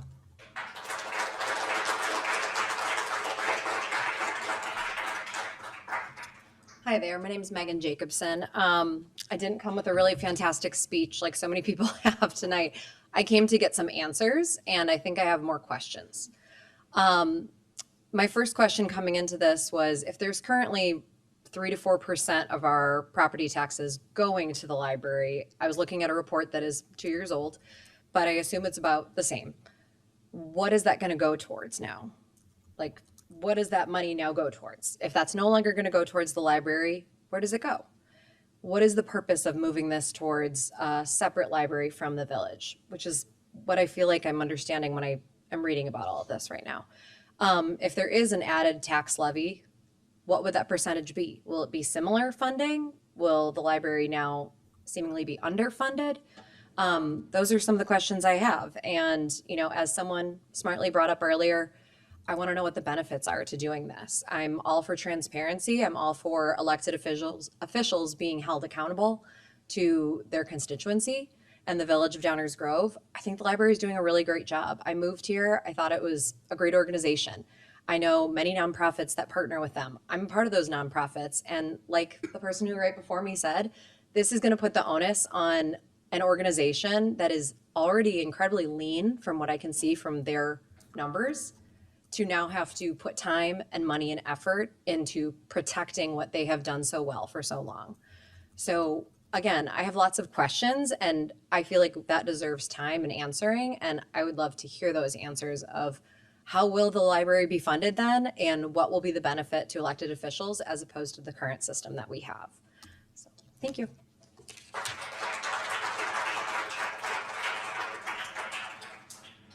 Good evening, Mayor and Commissioners. Thank you for being here and listening to us tonight. I'm Ann Wick. I've lived in Downers Grove for 22 years. And one of the reasons we moved to Downers Grove was the outstanding library. And I prepared something, I wrote something down, but in the interest of time and not repeating, I'm just going to give you the bottom line up front. I've heard a lot about the April elections coming up, but I just want to remind you that early voting starts February 20th. And that shortens the time that we can educate voters about what the second and third order consequences of this referendum would mean for our tax dollars and our library services. And as a voter, I take it very seriously, and I want to be educated on what I'm voting on. And I don't see that there's time to adequately understand the ramifications. I haven't heard definitive things. Will it cost us $2 million extra dollars or $200,000 extra dollars for the same services that we are currently receiving? So I totally recommend holding off on this referendum. I don't want to get rid of the discussion. I understand your points, Commissioner Davenport, but I think it's being rushed. And I'm a Navy veteran, and as a young ensign, a crusty old master diver taught me, don't reset your sails for the first 30 minutes of watch. Kind of see how it's going. Our library board and staff, they've had a very rough 2 years, and I think it's okay to give them some smooth sailing while this discussion goes on. And I'm not trying to instigate paralysis by analysis. I just think it'd be prudent to hold off because we really only have less than 2 months to educate the electorate. Thank you.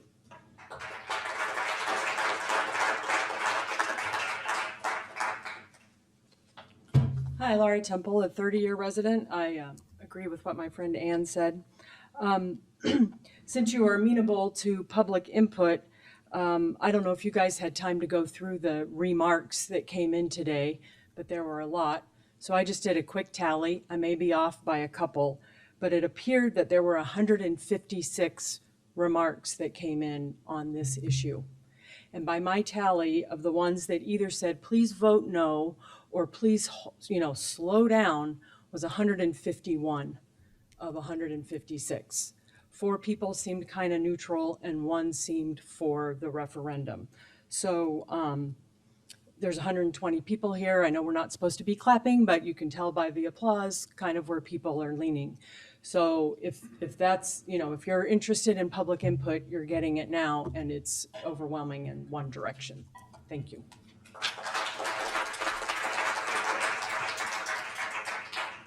Hi, my name is Ian Ogden. You guys have seen me before. I'm not going to take a side on this one, but last time when we had, on the 19th, I believe it was, when this discussion came up, one of the things that was mentioned was that there's really not anything to actually do, anything that we can actually force with a vote like this. It was said this is just like an advisory vote that we have to push to the library board, and then they have to eventually figure out what to do, but we can't actually force anything from this point. So my question then is, why are we having this discussion? If it's not something that we can actually act on, that we can actually make change with, then it only serves to divide people. It only serves to anger people, get hostilities going. And I think there's really not a point to that if there's no real end to it, if there's no real goal, anything we can actually accomplish through that. So that's all I wanted to say. Thank you.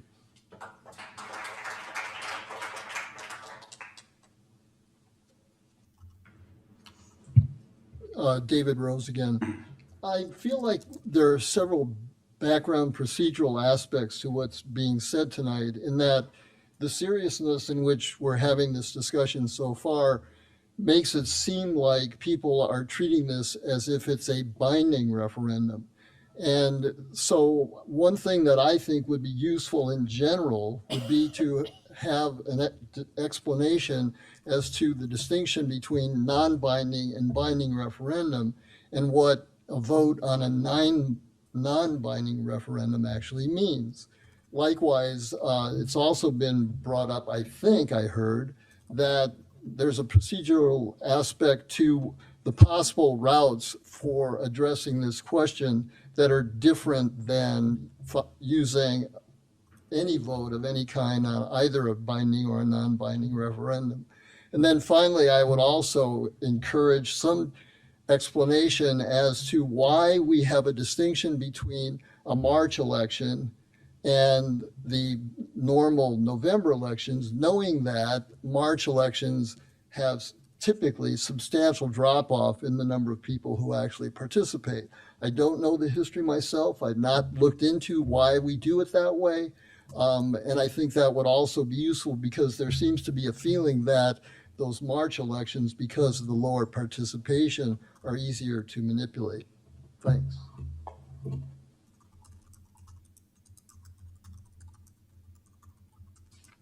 Janet Winningham, longtime Downers Grove resident. One question that comes up from the conversations that or statements that have been made is a question in my mind as to what you intend to do with the results of this referendum if it's held. If there's a no vote, what will that mean? If there's a yes vote, what will that mean? What will you do with that information? And how is that going to affect anything going forward, since you don't have any authority to do anything with it? But that is another question. I support the Board of Trustees letter to this council, urging the council to vote no on this action, however it's framed, first reading, second reading, whatever. Conversion to an independent library district was not identified as a need or goal in the library's recent long-range planning sessions or in the village planning sessions. To the contrary, the library as it is now constituted has been identified in the villages as one of the village's chief assets and contributions to the well-being of the village. This structure of governance has served the village of Downers Grove well for over 130 years. And candidly, if you as elected members of this council do not want to perform the duties and functions assigned to you by the Illinois statutes and the village governing documents, you should step down as council members. You're elected to make these choices. Recent changes you have made, by the way, to the way the village conducts appointments to the library board and making the entire council responsible for selection and the process collaborative rather than a rubber stamp for the mayor and as its sole prerogative, have led to the appointment of 3 new trustees who are making a very positive change in the tone and tenor of the board. None of these trustees you have collaboratively appointed, half of the board, a full half of the board, were on the board when the turmoil began 3 years ago. You should give this new situation a time to settle. You can also address concerns of transparency, which I think are overblown in some fashion. Publish the names of candidates, tape interviews, and post the tapes as newspapers do. There are ways to address this concern. Transparency of budget items is a function of attending the meetings and finding library materials. The library budget presentations are in almost painful detail, and the meetings are a boring experience that nobody should do more than once. The levy has stayed flat, and there have been no outcries from the village residents at the board meetings about increases and misspending money and any of that stuff. It is perfectly transparent. The rush to the referendum is nonsensical unless it's viewed in the correct light. The published explanation of this action is specious at best. It is not in the best interest of the residents of Downers Grove. It is, in my opinion, a political slap in retribution to the library board, who refused to tolerate behavior of your appointee and requested his removal. A majority of this council agreed it was the right thing to do. Mr. Davenport, you said this is not a political move on your part. You said that April is not sacred for you. If this is a topic worth pursuing, it should be done in the right way, collaboratively with the library and not as a power play. I do believe that you have the best interests of the community at heart. I've said publicly before that I trust your interests and your intentions. I will have to say that this proposal is stretching that trust to the breaking point. I hope you will reconsider this action and withdraw it, or vote no, or at least table this matter so that many of the concerns and requests for more information can be honored and an orderly process of investigation and information gathering can occur. Thank you.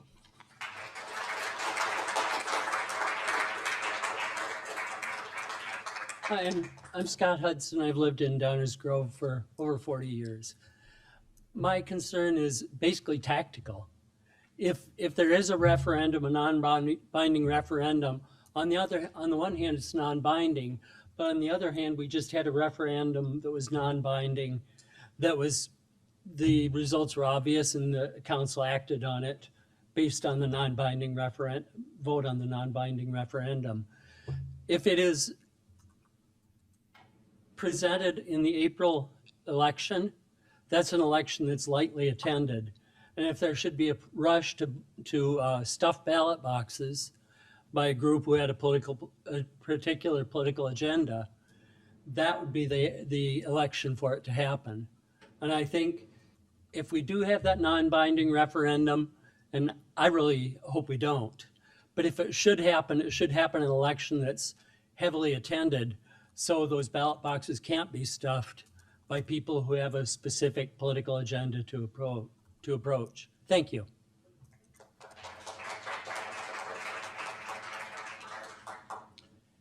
Good evening. I'm Matt Topic. I'm the president of the Downers Grove Public Library Board, and I'm here speaking on behalf of all of our board who are here tonight. A few points, they're in the letter. I'm sure you've read the letter. First, the referendum language is nonsensical. There is no way to achieve the goals of the referendum or what it's asking for without making structural changes to the library, and the referendum doesn't indicate that. Those structural changes will come with costs. Your staff indicated that they're unable to say what those costs will be, but as one example, we will lose out on free electricity, and I have not heard any explanation as to how we could convert to a different structure and still continue to do that. So there's a lot of unknowns about the costs, and I think it would be incumbent on the people who are asking for this to figure out those costs and present those to the public, and certainly present them to us as a board before taking this up in the manner that it's been taken up with. And I do want to point out, this came out of nowhere to us. We weren't consulted. No one discussed this with us. This certainly didn't come from us, and this didn't come from the community. This came from a narrow majority of this council. So I'm holding my tongue to not be unprofessional in just how disappointed I am in the way that we as a fellow entity of government have been treated throughout this process. And I really would have expected better from this council, and to have a collaborative discussion about these things and not just spring this towards the very last minute before a Thanksgiving holiday and ask us to try to figure out, what would all be entailed if this was going to go forward in just a few short months. As has been said, the library has existed in this form for over 130 years. There has been no specific issues that have been identified to us as to why it is necessary to do this or what benefits would be gained by it, let alone any real discussion of what the costs would be with proceeding. And I want to make clear that regardless of how a referendum comes out, simply going forward with it without any pre-planning on our part is going to impose significant costs on us. It will force us to incur unbudgeted costs in figuring out the legalities and the financial issues in communicating those issues to the public, because the council members in favor of it have said that's going to be our job to do and not the job of the people who are promoting it. It will require us to deviate from a well thought out 2025 work plan in which we, like any good unit of government, figure out what are we going to do next year, and let's go about that in an orderly fashion. Maybe the council is okay with conducting business where you just all of a sudden have to drop what you're doing and defend yourself against a referendum that is clearly attacking you as an entity, or at least it certainly feels that way. That's not how I want our board to run. I don't think that's how good government is operated. And I think the proper way that we as a library have run is why it is such a highly valued and well-respected institution. Finally, I want to take a moment just to acknowledge our staff. For years, they have endured personal attacks for doing their jobs, yet they have managed to deliver to our community a 5-star, nationally recognized library that is very much appreciated and beloved by our community. When this resolution was dumped on us shortly before the Thanksgiving holiday, they stepped up to help us educate the council and the public as best we could within the limited time we were given. While I hope the council will do the right thing and end this, to our staff, please know that our board will be with you through the difficulties and attacks we know we will all experience in the coming months if this resolution passes and the referendum goes forward. So on behalf of the unanimous Board of Trustees of the Downers Grove Public Library, I strongly urge the council to reject this resolution, and I thank everyone who came here tonight to speak on the issue. Thank you.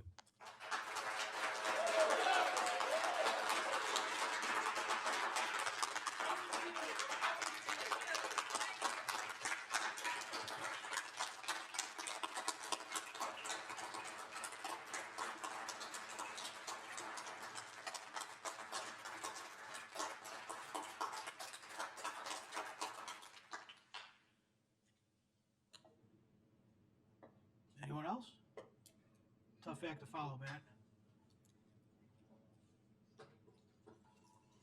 Okay. We'll see if there's any council comments, questions on this item. Anyone want to start? Okay, we will stop the public comment on this item, and we're going to go to the council comments and see if there are any council comments or questions. Anyone want, Chris? Go Yeah, ahead. I'll start. I have questions first, and then maybe some comments after that. The first question I have, which is not loud enough, really, this is a first. Okay, I'll try to lean in a little bit. The first question I had pertains to a council member question. There are a list of services that the village provides, including employee payroll for the library, including payroll processing, accounts payable, bank account management and reconciliation, cash management, bond issuances, employee health benefits, and so on. Does the village charge the library for those services? No. Okay. The other question that I had was, the question was posed, if the DGPL is converted to a district, how would this affect the costs for both DGPL and the village of Downers Grove? And the answer from staff was the cost impacts cannot be determined at this time, as there are no specific proposed operational changes. Although it should be noted that if there is a change in the way the DGPL trustees are selected or a change in the form of government of the DGPL, the Village of Downers Grove could continue to provide services to the library in a manner similar to how these services are currently provided.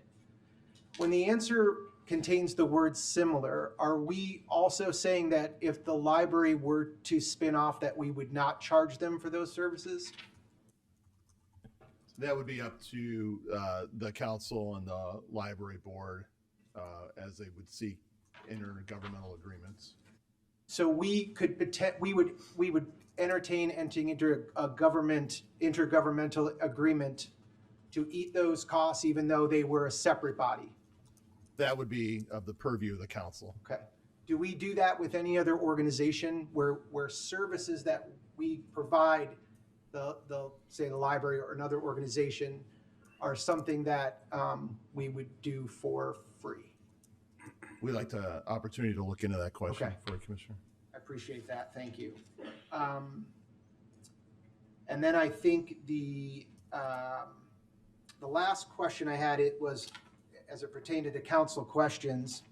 How would the tax levy, specifically property tax caps, PTEL, for the Downers Grove Library be affected if it were converted to a district? So I think that question was leading to something I brought up last week about tax caps. And I'm a little confused on the answer that was provided. Maybe you could share, maybe the direct question is, should it be spun off? Would they be subject to tax caps? And if not, why not? They would be subject to tax cap. They would be, if they were converted to a district, they would have a maximum tax rate not to exceed the greater of 0.15% of the value of all taxable property in the village, or the last rate levied by the village for library purposes. Right. Does that current cap exist now under the current agreement or the arrangement? No, they It does are not not exist. subject to cap Okay. because they are taking advantage of the village's home rule status. They take advantage of our home rule status. Okay. I think that's my questions for now, and I'll have some comments in a moment. Thank you. I just had one more question to add on to the cost. Matt mentioned something about the electricity cost. I imagine that's not actually free. It's passed on to the residents of Downers Grove. It's part of the ComEd franchise agreement, and the rates are paid, the cost of those government buildings that are not receiving direct bills are paid for by the shared ratepayers within the village boundaries. So passed on. The other electric customers Right. cover those expenses. Right. Okay. all. Does that include commercial or is that just residential? I'm not sure. I think it's all ratepayers, all ratepayers. I want to make sure. Thank you. Anyone else? Mark? Sure. Thank you, Mayor. Sure. And I wasn't here when the new business item came in, so I was remote, so wasn't in a position to say much then. So first of all, I want to say that the Downers Grove Library is a phenomenal institution. When I went to high school here, I studied for my exams at the Downers Grove Public Library. My kids benefited from the Downers Grove Public Library. Let's just get right out of the way that it's a fantastic institution, and no one's suggesting otherwise. And I'd like to think that I may have known how to appoint a person or two when I was mayor, because I think there's at least two sitting in the room right now. One I think I appointed twice. And I participated as a commissioner in appointing two others. So most of the library board members that are sitting in this room right now, I had a hand in appointing. So I'd like to think that I may know how to appoint someone who receives the type of respect that this room is giving them. And I would like to think that people trust me in my ability to identify people that run such a great library, because they're sitting in this room, and obviously this room highly appreciates what they do, as do we. So, and it's really nice to see you, by the way. Thank you for being here. The other thing is that, and I want to say, while I don't often agree with David Rose had a very good point, in that there is a failure to distinguish between three different procedural points here. So what we did last time was simply move an item for discussion. That's it. And I'm just going to say a little bit that people need to back off, because people haven't necessarily made up their minds, but you're all acting like we have. So all that happened last time was to move something for discussion. We're now having that discussion with public input. And I say that because, there's a book called How to Win Friends and Influence People, and not assuming that people are of a certain way is very helpful in trying to get your point across and convince them that maybe they ought to change their mind or think about things differently. That's why we're having this discussion. That's why there's 7 of us. That's why we hear from you. That's why I'm so appreciative of the e-remarks and the emails and the phone calls and the personal meetings on this topic. We're having the conversation. I also want to say that I appreciate the civilized discussion and debate of this. And as I said, I appreciate the comments, emails, and e-remarks that we've all received. And I'm not suggesting I'm the only one that's not been reading remarks and having phone calls. We all have. What I don't appreciate is anyone that's hurling around demonstrable falsehoods. It's just not helping. And it's not helpful to make things personal either. So I'm going to, bear with me, I'm going to play a little bit of devil's advocate here, because I want to walk through some things, at least in my mind, why I might think this is at least something worth discussing. So number one, in my opinion, this is an issue about governance, pure and simple. This is not about the quality or the manner of services delivered by the Downers Grove Public Library. It's not about jeopardizing a 5-star rating in its respective spending category. It's not about a clandestine political coup. It's not about defunding the Downers Grove Public Library or any of the other, frankly, ridiculous things that I've seen thrown around by email and social media in recent weeks. It's not helping. And frankly, I thought I'd seen everything, but I heard some things earlier tonight that may have taken the cake. So at the November 19th council meeting, Commissioner Mike Davenport explained in great detail his reasons for bringing this issue forward as a new business item. I'm not going to repeat that here. I think a lot of people have watched the video. I can tell because you've all quoted it back to me in emails. But I have to say this, because I've known Mike Davenport for a long time, and if anyone thinks that Mike Davenport is doing this as part of some political revenge scheme, then you must be new to Downers Grove. It's just not true. This proposed advisory referendum question is also not nonsensical, and here's why. People can disagree with it, but it's not nonsensical. It's a perfectly legitimate question to ask whether a quasi-unit of government that annually levies and spends over $6 million in taxpayer dollars should have a board of trustees directly elected by the residents that it serves. I mean, I can't fathom why anyone would think that the mere discussion of that topic would be taboo. It's a fair question. We can have differences of opinion as to what the answer is, and we can have our arguments pro and con, but it's a fair question. And candidly, with all due respect, the Downers Grove Public Library is not the sole entity to ask or answer that question. The Downers Grove Village Council, after residents recently demanded that it exercise more oversight over the Downers Grove Public Library, but are having very practical ability to do so, we're entitled to ask a question of the broader community. In fact, the community itself is entitled to ask that question and have it answered. So it's a fair question to pose. And Commissioner Davenport has made clear that the purposes of his asking this threshold question is to gauge the depth and breadth of the community's preference. If the community clearly responds in the negative, then to answer someone's question earlier, in my mind, that ends the discussion of potentially pursuing an elected board of trustees.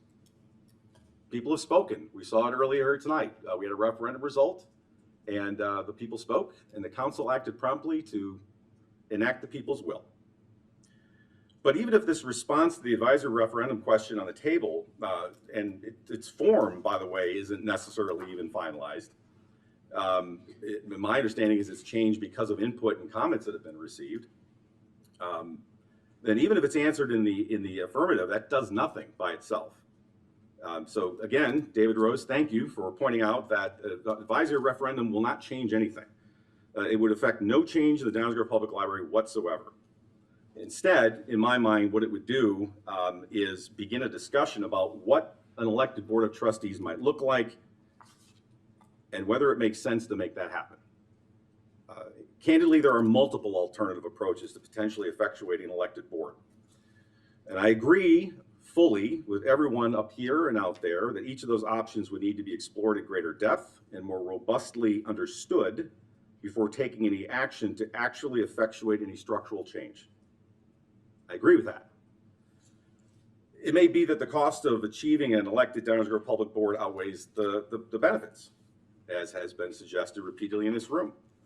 But it could also be that after a collaborative conversation between the Village Council and the Downers Grove Public Library and the community, that the downsides can be reasonably addressed such that the Downers Grove Public Library can build upon its already exceptional service and impressive success. I wish there was a 6-star that we could go for, but I've learned that there's only 5 and that's as far as you can go. Maybe we can create one. But to Commissioner Davenport's point, again, as I understand it, why undertake all that effort, exploration, and education if the broader community does not indicate that they prefer an elected Downers Grove Public Library Board of Trustees? I would hope and expect that the Downers Grove Public Library would be as interested in knowing that as we are. Maybe you're suggesting there's at least 150 people here that have given you their answer, but we have a community of 50,000 people. And I am very reminded of the debates that took place in this chambers between the people who were pro video gambling and the people who were con video gambling, both of them claiming to have the majority. Well, we put that to a test and we got our answer. So it is also true that neither the Downers Grove Village Council nor the Downers Grove Public Library alone can make any structural governance change happen. But the community can, and the two entities acting together upon the preferences of the community can make that happen. So in short, I don't think it's neither inappropriate nor nonsensical to pose this question. You may not agree with the answer, and you may say, well, the answer is obvious, that's fine, but it's a fair question. And this is a very unique situation because obviously the Downers Grove Public Library and the Downers Grove Village Council have a very unique relationship. We appoint their members, as I already pointed out. It is a semi-autonomous municipal corporation, say that 10 times fast. But the Downers Grove Village Council has no say in the library's budget, no more than an ordinary resident.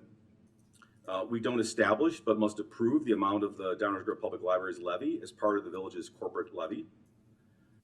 We can appoint and then remove trustees of the Downers Grove Public Library. But that's an odd way to try to govern someone, is by threatening to remove them all the time, which is why we try to pick good people in the first place. And I think we have. But I think, as Commissioner Davenport pointed out, what was really sort of front and center for us recently is that we had a lot of residents here clamoring for us to take action promptly. I remember people saying it was our ethical duty to act immediately to address things that they were unhappy with the Downers Grove Public Library or things that were going on with its members. And it's frustrating because we have very limited ability to do anything. So I push back on the suggestion that anybody up here is reluctant to fulfill their duties. It's an inability to do it. The other thing I want to straighten out is there's nothing rushed or sneaky about this agenda item. Commissioner Davenport publicly announced his intention to pose the question like this months ago. I think 2 weeks ago you reminded us it was in April 2024.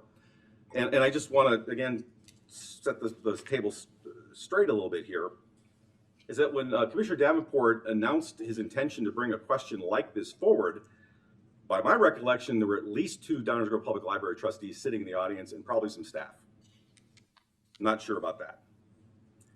And I know that the Downers Grove Public Library trustees plainly understood Commissioner Davenport's intention and took it seriously because I think maybe 3 or 4 weeks later, former trustee Carissa Doherty, hi, how are you? Got up and spoke here and said, you know, Mike, that might not be a very good idea to have an elected board. So clearly, the fact that this was coming was out there. And Mike has explained that he initially contemplated bringing this advisory question in some form to a ballot for the November election, but did not meet the advance deadline for moving forward through our process and the county's process in order to make it happen by the November election. Arguably, in this regard, his initiative is not rushed, it's late. And then just the timetable for here in terms of our own process, because I've seen some emails suggesting that we're somehow circumventing our own processes. That's not true. An earlier version of this advisory referendum concerning the governance of the Downers Grove Public Library was made public on Friday, November 8th. It was announced as a new business item request according to our ordinary process and timing. On November 12th, Commissioner Davenport deferred the new business item for a week until the full village council could be present. And then on November 19th, after significant public and input and council member discussion, a split council voted to, as I said before, simply put the matter on an agenda for discussion. So here we are at first reading having a discussion. And then 2 weeks passed after that. So here we are on December 3rd. In the meantime, as I mentioned, the language has considerably changed. My understanding is, I didn't have a hand in revising it, but my understanding is that was done based on input and discussion that had taken place so far. So yeah, it's been an iterative process. So I only say all that to just kind of try to set a few things straight and to take a little bit of pressure off, I think, people that are being challenged for even considering asking the question. I don't think that's fair. But all this said, and I want to speak to my colleagues as much as everyone else in the room, as well as since we have the entire library board here, it's a privilege to be able to speak with you. I'm very pleased that we now have this additional time to discuss and consider this item before a deadline for submitting it for potentially placing it on the April ballot. My strong preference would be to work with and not at odds with you, to better collaborate, to explore the answer to this question that's been posed, as well as other ways that we can better collaborate for the shared benefit of the community. Let's please spend the additional month of time requested by the Downers Grove Public Library Board President, who spoke eloquently earlier tonight, all of us, all 13 of us, to dialogue and build some consensus. And there's a difference between dialogue and debate.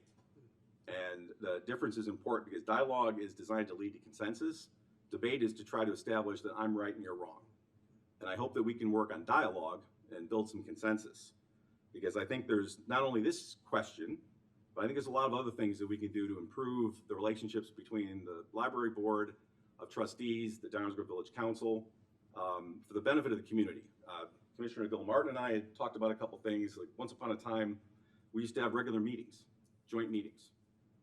Once upon a time, we used to have a library liaison. I think Mayor Barnett was one at one point in time. I served proudly as a library board liaison when I was a member of the village council. I'd like to get back to that because I think that kind of collaboration and working together would accomplish a lot more. And I would love to take the energy in this room right now and the love and support for the library and work together to get to some of the things that I think were behind asking the question in the first place. So I'm really, really, really glad that we have this extra time, and I want to take full advantage of it. I'm prepared to meet to do so as soon as anybody else is willing to do it. And I realize we all have busy lives and schedules, and we have a holiday coming up, but I will make myself available Let's do it. So I'll stop there. And again, I appreciate the indulgence, but I didn't have a chance to speak last time. But I look forward to further meetings and discussions to try to help us move forward in a very positive direction. Thank you, Mayor. Thank you. Anyone else? Okay, comments? What, Craig? Thank you, Mayor. I wasn't planning on bringing this name up, but I'm only going to do it to clarify something that was said earlier. With regard to the Jaros appointment, there actually were 2 votes against it, and they're sitting right here. I want to thank Commissioner Tully for his comments with regard to collaboration and taking the additional time that we are afforded by the fact that we don't have to have the question on the ballot yet. It's the deadline is January 13th. But I don't want to lose focus on the fact that there is an awful lot of information that we need to gather. And I think it's going to take more than one sort of 45-day period over the holidays can really afford us to put together. And it goes back to something that people on both sides of this issue have talked about. It's transparency. It's whether it's transparency in government or transparency in a decision-making process, whether that's appointments or whether that is what goes into determining how this board and how the library board are going to work together collaboratively in the future. There is an awful lot of information that we should be transparent about with regard to the finances that could be impacted. We've heard discussion about the property taxes. We've heard discussion about ComEd. We've heard at least a bit of conversation with regard to consultants and the possibility that the library could be looking at an additional $150,000 a year. We don't know what the impact of the loss of the AAA bond rating that the village enjoys would be on the library. We don't even at this point have an idea, and I'm looking right at President Topic's letter, what the deed and lease history of the library property itself is. There's an awful lot of detailed work that should be part of a conversation between this council and that board and the community at large, all of which should be part of what informs a voter's vote on the question that would be put before them. The very concept of democracy is inherent in what we do. This is America, right? There's no doubt that we're going to elect the vast majority of our leaders. There are an awful lot of other boards that are appointed. It was set up that way for reasons I could not tell you because I wasn't around 130 years ago. And I'm perfectly willing to have a conversation about whether that should change. I just don't think we've got the information yet to be able to really have that conversation. And before I would want to take a vote on it, sitting up here, I would want that information. And I certainly would want that information before I put my ballot in a ballot box. And I think all of our residents deserve that information as well. So, now whether it's costs and benefits, whether it's collaborative conversations, these are all good things. But we have a responsibility to make these decisions not necessarily quickly. And I disagree a bit that this is not rushed. I think this is being rushed because it is late, and that's part of the problem. This is a conversation worth having, but it is a longer conversation. And candidly, we already have an awful lot on our plate as a council, and I'm concerned about staff bandwidth. I'm concerned about council bandwidth. We've had some discussions about just how late do we want to go with our meetings, and is there a point at which maybe we shouldn't start another topic because we might end up in Wednesday morning very early, as Commissioner Tully did during our last meeting. This is a conversation that deserves more than a new business item, a first reading and a vote. And I don't mean that as a slight at anybody who wants to talk about this. I think that underlines the importance of this conversation and the fact that it needs to be robust with the entire community, with the library board, and putting all of the information possible in front of people before we take any action as important and as frankly monumental as changing the governance model of our library. So I hope that during the additional time that we're afforded, that frankly we did not anticipate, that we can get some of the information. I don't believe it's possible to get anywhere near all of the information, but I think it is possible to start the conversations. And I hope that's really what all of my colleagues and everyone here takes from tonight. Let's begin the process of having these conversations, whether they take 45 days, whether they take many multiples of that, because it's a conversation worth having, but we have to have it in a complete and transparent way with everybody. Thank you, Mayor. Danny? Yeah, I also appreciate everyone's who shared their perspectives both here tonight and over the past few weeks, and actually over the past few years. We've been getting a lot of input and concern for a long time, and all of it is valid and has received our attention. And I agree with a lot of what's been said tonight. The first speaker spoke about the appointment process and getting feedback from DG residents and having transparency. Multiple people talked about transparency and having it be a fair process, which I think that's really what we all want. And I also wanted to emphasize, like Commissioner Tolley said, this is not a referendum on the performance of the library. We all recognize that the library is an exceptional institution, award-winning, nationally recognized, and a cornerstone in the community, like many people have said, over 130 years. I, like most of you, have enjoyed it for decades. I remember going there as a kid and then preparing for the business world as an adult. I've spent many hours there. So this is really a discussion of governance and, in my opinion, principle. It's a question that I think deserves, like many have said, consideration by us, the library, and potentially the consideration of the voters of Downers Grove. There's definitely a bunch of perceived pros and cons for both models. There might be financial implications, potential politicization, and maintaining the high standards of the library. I don't think anybody wants to deter from that. And I'm not dismissing those concerns. I hope that we can get a better grasp on some of these before a decision is made with this extra time. But at the same time, I see the value in exploring whether a directly elected board could foster greater community representation, trust, accountability, and transparency, like many have mentioned. I feel like with just a few weeks to learn about candidates, every 2 years we entrust our community with critical decisions on who will lead Downers Grove. And I believe they're equally capable on the same ballot with the same amount of time in an election of locally engaged residents of evaluating this issue and eventually electing library board members. And I know, like many people mentioned, the time. I get it. Like it seems rushed, but the conversation is not new. It's been discussed in various forms.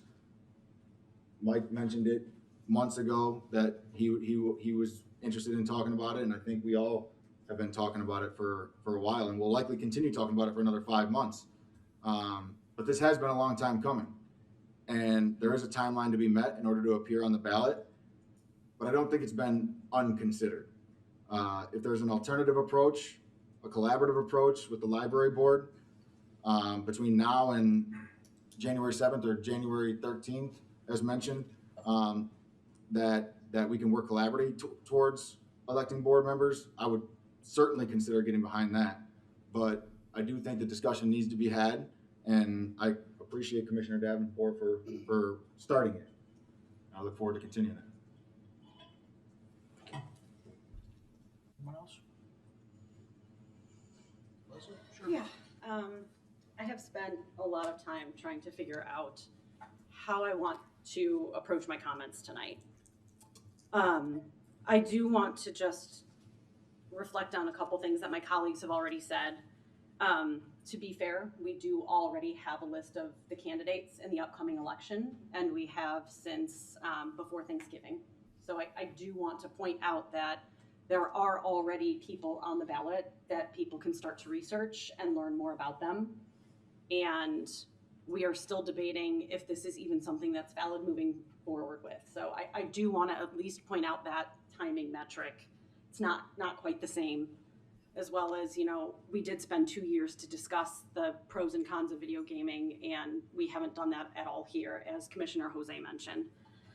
And I'm going to try and go the human route, because the last couple of years have been hard on a lot of folks. And I think it's about time that our whole community understands what that looks like. So for me, this issue is all about timing. There are absolutely pros to an elected board, and there are absolutely cons. And that is something that I think is worth discussing. This is a valid conversation because we know that the state is split about 50-50. And as some folks had pointed out, you know, there are differences when it comes to suburban, rural, urban.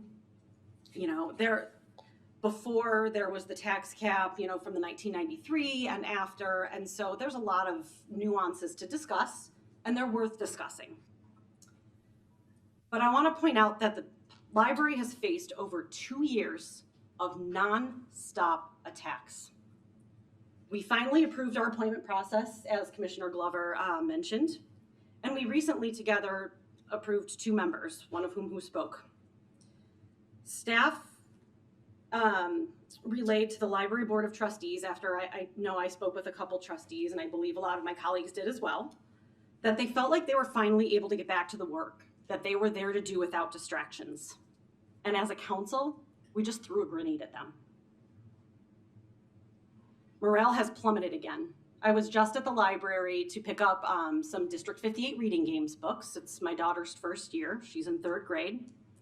And I had a couple staff members who recognized me and chatted with me about how they are just gonna put their heads down and they can't handle more dissent, more community dissent. I want my colleagues to instead have a fresh start with the Library Board of Trustees, as Commissioner Tully suggested, and talk about how we can better work together and align our goals. And I think it's important that everybody in this room hears some of the things that have happened at the Library Board of Trustees. So both at some of those meetings and here in Village Council meetings, we've heard things like, stop displaying LGBTQ flyers in an attempt to force people to validate sinful lifestyles as normal. Stop accosting us with LGBTQ hosts at the library entrance during Pride Month. No, thank you. This program promotes disturbing, unhealthy ideologies. And though we applaud you for canceling the children's drag queen show, which is not what it was, we cannot forgive you for your failure to exercise good judgment. Failure to distinguish between good and evil. Failure to distinguish between right and wrong. This is grooming. I was told in one email that I supported child abuse because I support LGBTQ individuals. Former Library Board of Trustees President Gigani was screamed at while with a friend in downtown Downers Grove and was told she was shameful. She was told in a meeting to take a Valium. Trustee Kuntia was at Egg Harbor and a couple approached her and said they're disgusted by her support of LGBTQ individuals. That's not very welcoming for her, is it? A library staff member shared that they were screamed at in Every Day's a Sunday by a resident who has attended a lot of these meetings and is one of the folks who has fought the hardest to say we desperately need an elected board. Library staff have indicated that they're afraid to walk to their cars at night and request security to walk them.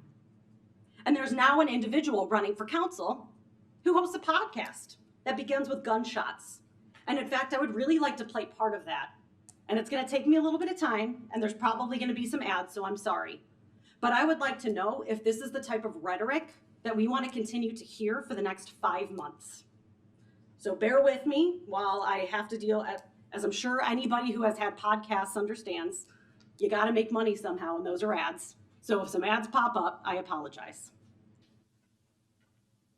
So, waiting on the ads.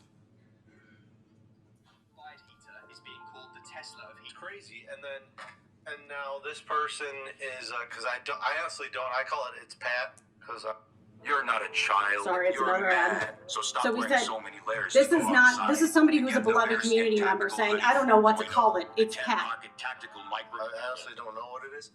But if you scroll up, if you scroll up, we got Ben. It's so anyway.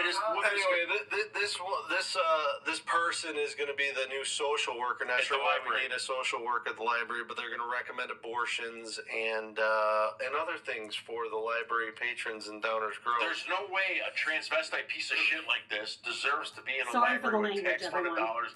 It's going to cost like $125,000 all in. And we already have to a pay social for it. worker at the village. That's a little bit of the rhetoric that we have gotten from folks, that beloved community members, people who are involved with the community, have had here over the last 2 years. I can give you a couple more examples.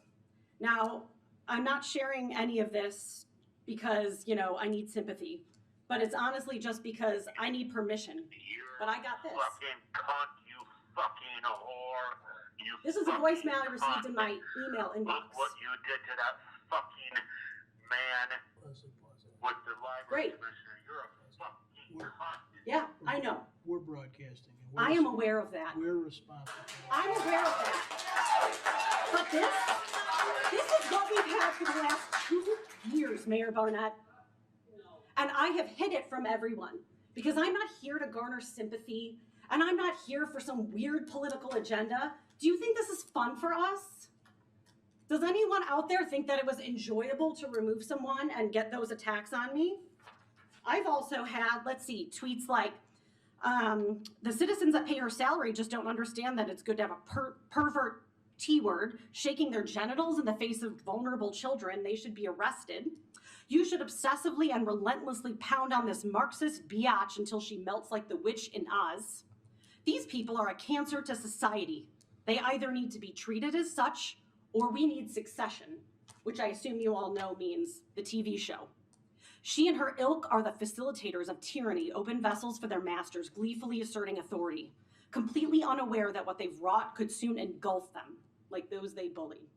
This is the type of language that our library staff, our library trustees, and myself have endured. And in fact, I emailed that voicemail to each of my colleagues, and I received a few lovely comments. But I would really like to hear Commissioner Tully and Mayor Barnett how you feel about the people of your community being treated this way, because I haven't heard anything from either of you yet. And I'm not done yet. First, a real shout out to Dan Proft, who incited a lot of these tweets. Speaking of political, you know, the man who lives in Florida but likes to fund a lot of our hyper-partisan candidates in Illinois, who is behind a lot of the push for us to do this. But again, I don't share this for myself.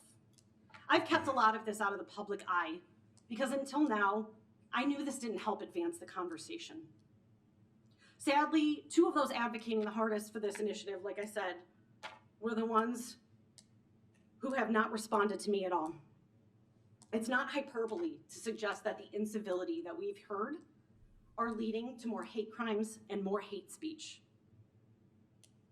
This is not who Downers Grove is. The best way to deal with this is not by a proclamation, but it's consistent action supporting those who have been harmed by this language. And we as a collective have fallen short of that. And just because you may be privileged enough to be distanced from the repercussions of your actions doesn't mean there aren't any.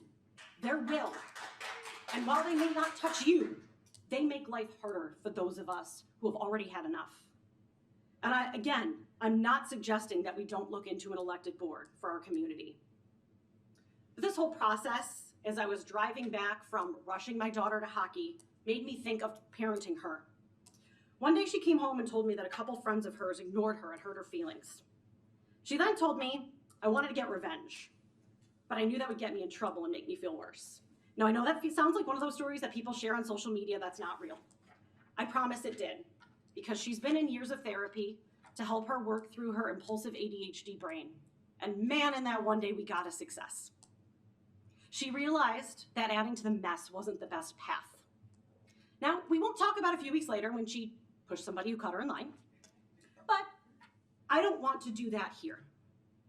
We can either choose to add to the mess or continue on this path, or we can take a step back and recognize that we've all made mistakes and that it's going to take us all collectively to improve the situation. So I, like Commissioner Tully, would like to work with the Library Board of Trustees and the library staff to determine where the village feels as though the library's fallen short and where the library feels as though the village has fallen short or perhaps not been receptive enough. So let's clean the slate and start fresh. And if we can work together to figure out where those gaps are, we can actually be informed about what the best path forward for the community is. And then we can engage the community and educate them about what those possibilities are. I'm also reminded of the speaker from NAMI at our Grow Foundation Grant Award ceremony last night, who said that many of us who work in nonprofits, and that's myself included, and many of those in the library, got in those careers because of trauma. And she's right. I experienced trauma at a young age, losing my father suddenly at home to a heart attack, and again as an adolescent who experienced sexual violence. We learn how to keep pushing ahead. We learn how to build a better life for ourselves, for others. That's why I'm here. I'm not here to push a political agenda. I am here because I want to make life better for people who have struggled. That is why our library staff and our library board members are there, to ensure that everyone has equal access to learning, to resources, to have a community where they feel like they belong. So, do we really want to cause more chaos for the people who have already experienced enough trauma? Because that is what these nonstop attacks on our humanity, on our ethics, on our existence, that's trauma. It's what leads to people yelling at a meeting when they've had enough, or misspeaking, or refusing to come forward with harassment to the police, or getting advice from a lawyer to release information and figuring that feels good enough to me if a lawyer is telling me what to do. Was it the best choice? You know what? We could debate that until kingdom come. But we can't go back. All we can do is move forward. And I don't think Commissioner Davenport brought this forward with any ill will. I want to be clear on that. But I am uniquely positioned up here to be able to relate to everyone out there the real human impacts of what the last 2 years have meant on this library and this community. And as somebody mentioned in the audience, all these attacks, that's what results in our board looking like what it does. Because I have had so many conversations with people to try and have a more representative council and get people to run, and they're afraid to. Because who wants that on their voicemail? I certainly don't, but I'm up here and I'm going to stick with it. So let's think about these human impacts and let's slow down. Let's turn a new page with the library now that we have new library board members.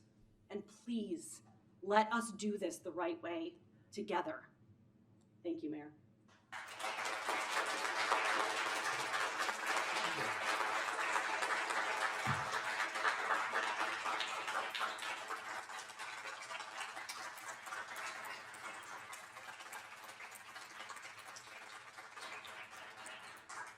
Mike or Chris, you guys got anything to say? I do. Mayor, I'll go ahead, Mike, unless you want to. Go ahead. Okay.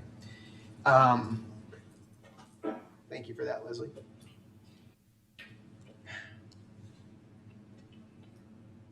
I think placing this referendum on the ballot has raised significant concerns, especially given the lack of public engagement. I think which contrasts with our council's tradition of trying to have thorough discussion and transparency. Danny, you mentioned that it does take consideration, but by putting this on, the council hasn't had consideration. This isn't the type of consideration that I think is enough. Having a discussion on this isn't enough, and we've heard already many talk about the nuance and the detail and the pros and the cons. This is a deep and nuanced issue. We have no actionable authority to do anything with this referendum outcome, as was pointed out. And adding this issue would divert our staff and council resources away from these things, like the priority action items we as a council have. Financially spinning off the library, there is no, do we need to figure out whether it's gonna cost more or less? I run a business. If I've got my operations in payroll and ERP and healthcare for free, and then I have to pay for that on my own, it's obvious. These are somewhat obvious, but we don't know all of the things involved. And since the village council cannot act on the results of this referendum, it's unnecessary and unproductive for us to put any more time and resources, and as Leslie pointed out, to lob this grenade over to the library and expect them to react in a way that's meaningful and adds to real discussion. While I see the benefits of the current structure, I am open to a discussion of the pros and cons of the library becoming its own district. However, this referendum does not facilitate that discussion. What it does is it undermines it. By framing this as a referendum, we are reducing a complex subject not to a simple question, but a loaded question that cannot capture the breadth of this issue. The approach leaves the council, the library, and our residents with almost nothing of value to move forward on. A simple yes, no to this question offers really no clarity with no context. Could anyone voting on this truly understand what they are voting on, given the complexities and implications? I couldn't. And I've been dealing and listening and working and researching as much as I can in the short amount of time that we've had. And even if the results are a clear yes or no, how do we interpret that without all of that context? How do we interpret what the public truly feels about this, absent of that broader discussion and analysis? And so while I think this referendum would provide almost nothing, there's one thing it would do. It would continue this wedge between this body and the library board.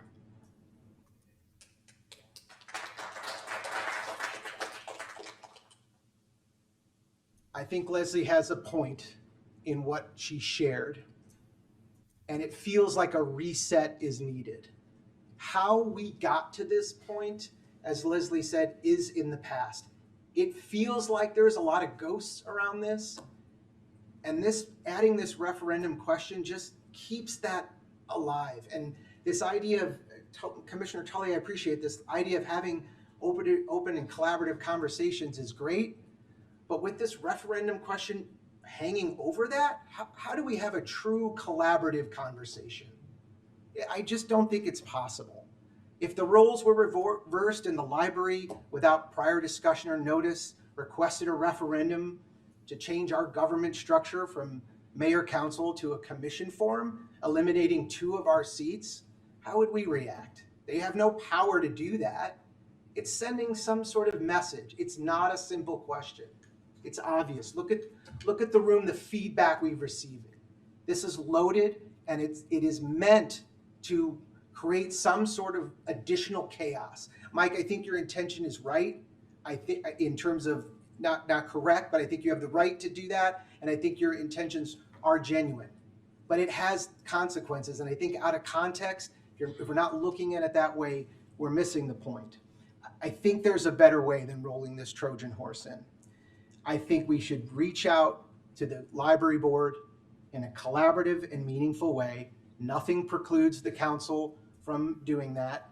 As Martin said, there have been times in the past we've had a more integrated relationship. I would love to get back to that and stop candidly wasting our time on issues that are not real. They are not real. If we can do that, it's clear to me the library board members are open to that, and having the leaders of our 2 important organizations and connected organizations work collaboratively to face what our community needs seems like a better use of our time. It's clear to me, again, the library board members are open to this, and I, for one, would be supportive. It sounds like most of you are. I would just respectively ask that we take the referendum from over everybody's head during those conversations, because it does not lead I don't believe it will lead to the outcome that we seek, which is a more effective council and a more effective library. And I think it's very important that we get there, because we have had many years now of turmoil and concern with almost no communication with that board. I take responsibility for that. You know, Mike, you mentioned you brought it up in April. I'm not sure I would characterize that as bringing it up. I mentioned closing Main Street down for a social district in a meeting once. I was almost laughed out of the room, but that isn't something, that wasn't me proposing that as a something we would do. So I didn't quite take it as we're going to go ahead and do this, or this was moving forward. I just think we have to reset. We have to take a pause on this. We have to tone this down. The referendum will not allow us to do that. Thank you, Mayor.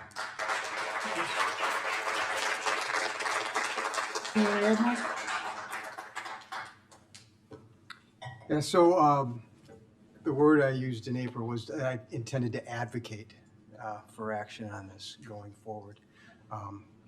And I think Commissioner Tully did a nice job of recapping a lot of my words and intentions from the last meeting. So I'm not going to elaborate anymore on that. I will say that as a point of clarification, there was, some context brought up in terms of comparing to how other organizations, other libraries are organized in the community. And, I see that Westmont, Woodridge, Lisle, Lombard, Clarendon Hills, Hinsdale, Indian Prairie all have elected board members. So, in our immediate vicinity here, there's certainly plenty of other examples where the communities have an opportunity to elect the people that are spending their money. And so another point I wanted to make is I suggested, and clearly the language is not set, right? We can adjust the language or choose not to do this at all. None of this is set. But in my suggestion in the revision of the language that I was using prior was because there in fact could be another way to elect library board trustees without changing the current structure that we have right now. In 2019, legislation was passed that authorized the city of Aurora to place a binding referendum on the ballot, whereby city electors could vote to have an elected board of trustees for their public library instead of a board of trustees appointed by the corporate authorities of the city. They did not, and then still remain as a component unit. They decided not to move forward with that, but the legislation was passed, giving them the authority to do that. So to be clear, I wasn't trying to simplify things in order to make things less clear. It was in order to give us more options and things to think about, right, in going forward, if the voters decided they wanted to have us act on this. And then, I can't help but respond a little bit to, what you shared, Leslie, because it brings back an awful lot of feelings for me too. I could have brought a bunch of emails to read tonight that were directed at me during the pandemic when I was on the school board. It's not a pleasant process, and I certainly wouldn't want, nor do I intend to, by bringing this up, to bring any more of that on my fellow residents here and people who are willing to lead. But this is the thanks we get sometimes, right? So I just in closing say that I am listening. I continue to listen. I very much welcome the opportunity for more discussion and collaboration. I'm greatly relieved that we have this additional time. I don't know that it's a foregone conclusion that there isn't enough time to gather the information that's needed. I don't know that. I don't know that any of us really know that. I do know that government tends to always want to take a lot of time to talk about things. And so I come with that prejudice, admittedly. But I recognize that it is important for us to have good information. Understand, though, that part of my, as I said before, part of my desire to bring this question in this way was to discover whether or not our community wanted us to spend a bunch of time on this issue and working out all of the ins and outs of it. So it's a bit of a catch-22, I get it. Hopeful that we can move forward here. Also, and to those that say it ain't broke, so why fix it? I think we've all witnessed here that there are some things that need fixing. I wasn't part of all this past. I've been on here for a year and a half, but in my short time, something needs to change. Something needs to change, and this is how I brought a new business item forward to start a discussion.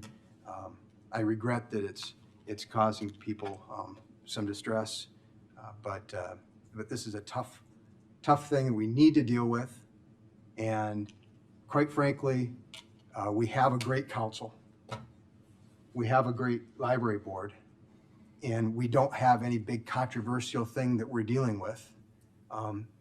So why not have this discussion now instead of at a time when there's so much turmoil?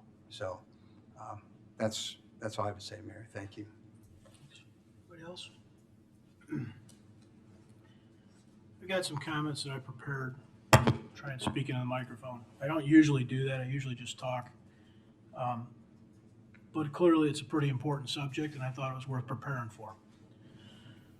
So first of all, I can say I appreciate the passion that folks feel for our library, and frankly, I'm thankful for it. When I said I was thankful earlier for this room being full, I meant it. This is governing. This is what happens. Through the years, I've said over and over, there's 3 reasons people go downtown Downers Grove. They go downtown to take the train, they go downtown to visit the post office, they go downtown for the library. That's been true for probably most of the years of Downers Grove's existence. I see no value in diminishing that importance or the quality of any of those attributes of our community. I recognize, too, that libraries across the country, not just in Downers Grove, are stressed. They're under attack. People are hassling the heck out of them. I get it. We've seen that here. Our community is certainly not immune to that. Our library's had its own share of painful experiences. And I'm also acutely aware that many in this room simply don't trust the village council as it relates to the library. We heard it tonight. We've seen it in the emails. It's not new information. And I'm part of that. I get it. But if you think that through, that makes this whole conversation pretty ironic. Going back decades, whenever the library-related issue came up, I remember Brian Krajewski fighting with Steve Daniels, Kathy DeCola and Martin Tully having challenges. Whenever any library-related issue has come up for decades, from budget to public safety to emergency planning to programming, whenever a trustee was appointed or one was removed, many folks have asked 2 questions. Why can't the public vote on their trustees? Why won't the village council conduct its selection process in public view? During my tenure, I've answered those 2 questions with because that's not what the law allows in the first instance, and because the council believes closed session is the best way to select trustees in the second. Those that have raised such questions have never once been satisfied by those answers. They've asked for more input and they've asked for more transparency every single time. What is contemplated here in this potential referendum is a very narrow scope question, and I truly don't believe threatens the library. The non-binding advisory referendum question begins a process that could address the warranted regular concerns expressed by our community about how their trustees are selected without changing anything else about how the library operates, without changing anything about the services the library provides to our community or how they provide them. One possible outcome that we seem to completely forego is that voters say no, they're not interested in any change. That they express what was expressed tonight. They love the library the way it is and they don't even want to consider any change. That answers those same questions that we get regularly about why. Because the community has said that's why. Another possible outcome is voters say yes, they do want more say. And in that case, there are still multiple ways forward. We've heard a couple of them kind of bantered around up here a little bit. I'm talking about another. But there are multiple ways forward, none of them compelled to happen. None of them compelled to happen. And certainly, unless the Library Board of Trustees wanted it to happen, no sooner than 2026. As Mike said, the communities of Hinsdale, Clarendon Hills, Westmont, Woodridge, Lisle, Lombard, Darien, and Willowbrook all elect their library trustees. As Mike also pointed out earlier, a majority of the libraries across the state do that. It is not just rural areas and non-suburban counties. It's happening right here around us. Most of them are set up that way. I want to take a few minutes to address some of the other concerns that have been brought up last week, or last time we talked about this, and again tonight. First and foremost, if the referendum results would suggest that Downers Grove wants to elect their representatives to library trustees, that can happen with no changes to anything other than the selection process. That is the question. The question is not, is the library doing a good job? Everybody up here, everybody in this room, probably 90% of the people you run into on the street will tell you the library is doing a good job. The question is, what about the selection process of trustees? Should that be changed? Are people interested in a different one? For those that have heard your taxes will go up, the village is trying to defund the library, that's not true. It's just simply not. It's not even known. The folks that have said your taxes will go up, the person that said we got to raise $2 million doesn't know that. And so it's like so many other things that we discuss. It's disappointing that people decide to shoot from the hip and wind everybody up. There are two ideas before us that can both be true. Two. First, the library does a good job at librarying. Don't look that up in the library. It's probably not a word. But second, that residents who want more say in their library don't trust their library. That's not necessarily true. People that say they want more investment, they want more opportunity to talk about who gets to serve them in the library, can trust their library and like their library. Those are not mutually exclusive ideas. Here at the village, we often seek and solutions.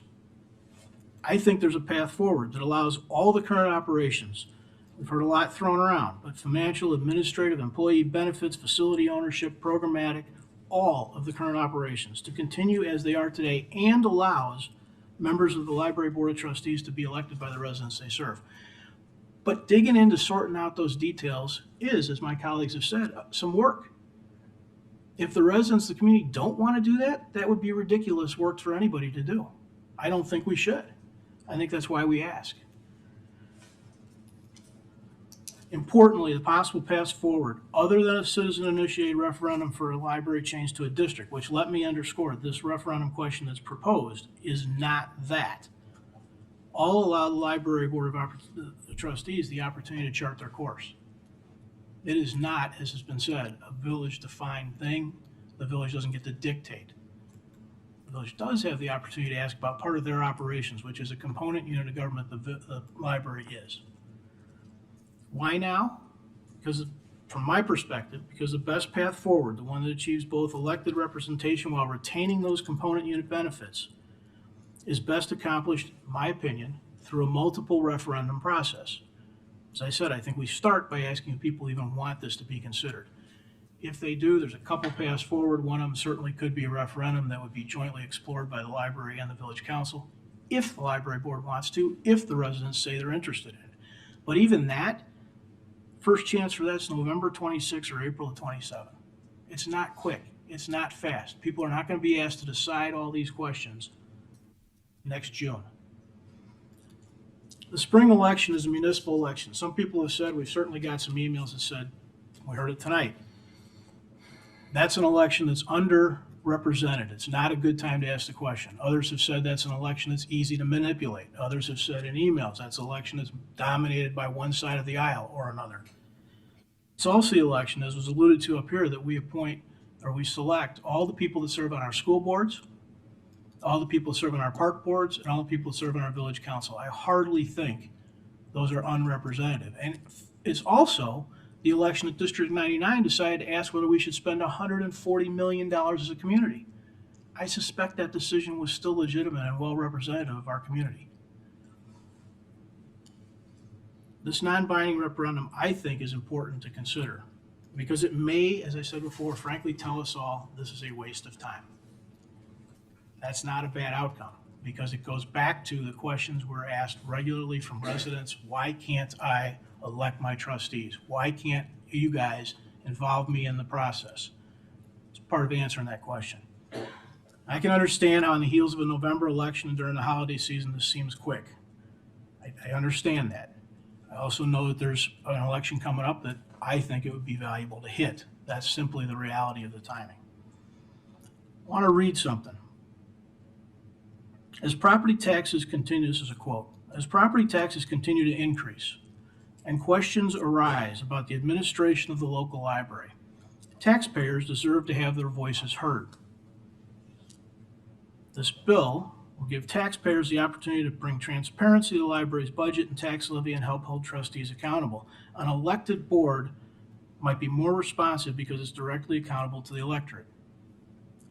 Those words are from Stephanie Kifowit, 84th District Representative, Democrat from Aurora, who put the bill forward that Mike referenced. Those words are nearly the exact same words I hear from people every time they question what's going on. I maintain, as though, and then clearly not everybody agrees, but I maintain this is a very simple question and it does not predetermine a path forward. I believe both of those things with all my heart. Of all the negative things you've been told, you've been emailed, they're only possible, I believe, if the Library Board of Trustees allows them, and they're not gonna. They've cared for that library more than anybody in this community does.